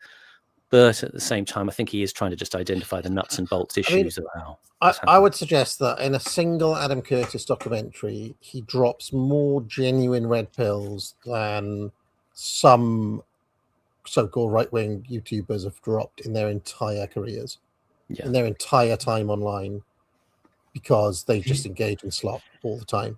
You know what I mean? Whereas at least he's giving you, he's taking you quite a bit of the way there. Within the boundaries of a BBC doc as well. I don't know how to liken it. Do you remember let's call it a red pill bomb that he just dropped? Like it was a totally ordinary, mundane tone of voice as well in Bitter Lake when he just said Roosevelt wanted a war with Germany. I was like, what? But that is an example of him dropping truths. And as I said previously, you've got to remember, people can say, oh yeah, he doesn't talk about them, etc., and all of that. And I keep saying, you got to remember, he's at the BBC, guys. He's at the BBC. And also, this is how you can get it out. And he does quite a lot. You don't have to keep using one specific word. Like he does talk about various. Well, effectively, yeah. Yeah.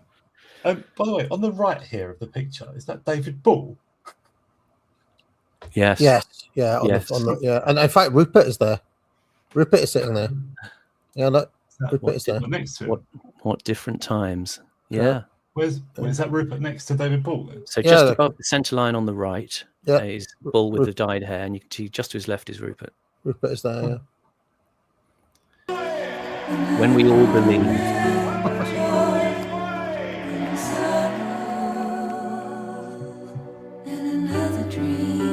And we started talking about the talk I watched last night with what's his name, Krueger. And in many ways, what Curtis is talking about is Krueger's vision of it's the Roger Scruton vision. It's the kind of misty-eyed version of the British past that like some members of Reform think that they can maybe conjure back up. Only now with Abdul added as well. So.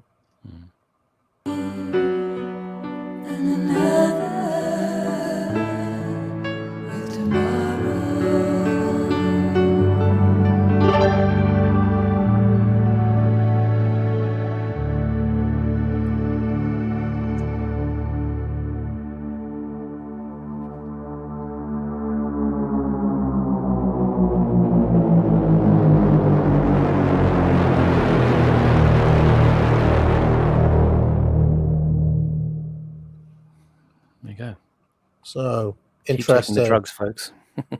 Interesting. I don't know. I mean, I think this when it came out was when everybody was kind of caught up with it and collecting their Fell For It Again awards. I think this has aged better. I think it's actually stood the test of time. Some of the stuff about the empire and so on is also true. Don't forget we talked about that. It's just that, lots of people don't care about racism. You know what I mean? But like there's the through line of what Curtis is getting at is grasping at something that I think lots of people has seeing, and in the past few weeks, in the past few months, the penny has dropped for a lot of people. That lots of these characters, Trump, Farage, and so on, were kind of selling you one, leading you up the garden path, maybe, you know. But there's a few super chats here. No, I'm not Ulysses from New Vegas says, your thumbnail managed to get a scare out of me. That was that weird clock, the £2 million thing that I put in the thumbnail. That's the cover star this week, Simon. Also, the same super chat says, Scorcher, pow, Scorcher, pow, Scorcher, pow. And he also says, I'm thoroughly convinced that America and the West at large is 2 continents worth of peoples under certain government apartheid. I am hope-filled and Ashton-pilled. And over on Entropy, Coney current year says, I would highly recommend the HBO drama series Generation Kill, as well as the book it is based on. It follows the 1st Reconnaissance Battalion of the U.S. Marine Corps during the invasion of Iraq. So, yeah. Did you play? I think I've asked you before, but did you play Fallout New Vegas? I did with Mr. House. Yeah, I remember that. It was good game. Huh? The Ashton and Ulysses references there were from the. They're from Fallout New Vegas. Oh, right. Okay. Yeah, from the add-on pack, the Lonesome Road. It's really dark and violent. It's cool. It's good. Yeah. I don't think I ever played that one.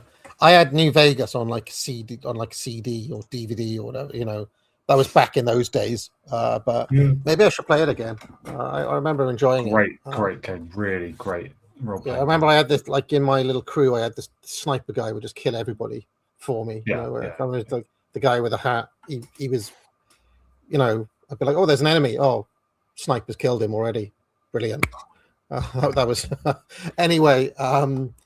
Thank you. It was an extra long edition today, but we actually got through it all, Simon. I'm actually proud of you guys. We are up to coming up to the last episode, which, however, is a long one. It's 2 hours. So wow, we will another 15 episodes, guys. Excellent.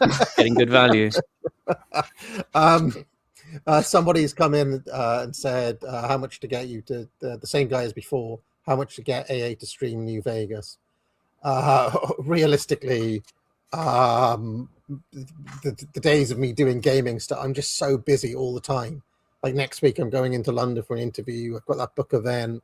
I've got to get my videos out. I do these streams, you know. So it's like I gotta, you know, play dad and you know, go home, and we got our new bathroom done. So it's just like, what time have I got to play video games? Unfortunately, this is what happens when you get old. Never have time to do anything. But anyway, he says as he's about to watch Ken Dodd marathon. Yeah, cheers all. Thank you very much, and we'll catch you soon. And in fact, I'm gonna make that video very quickly about the British establishment counter signaling the war, because I find it really interesting. Brief plug before we go. I've got my the boys from the base creates, the actor laddies, have just put out a chat we had about Laurence Olivier, and I am in a rare public on-camera appearance with my big fat face. Wow, what stream was that again? It's the base creates. I've just retweeted it, and we just had a chat about Laurence Olivier. They have a series called After Brando, talking about acting, and it's in the light of, you know, Marlon Brando, American style psychological naturalism, and I make the case for Laurence Olivier, who was what you call an outside-in actor. He wasn't a method actor, but he was still a genius. I hope you bigged up his performance in Sleuth mainly. I didn't get to say much about Sleuth, but I'm no. going to do more stuff with these guys. And Marathon. I like late Olivier, like Marathon Man, Sleuth. Yeah, from Brazil to some extent. He still had it, absolutely. I'm trying to think of other late Olivier, but you know, I kind of like that era. I find him a little bit like his Shakespeare stuff is a little bit thespian for me.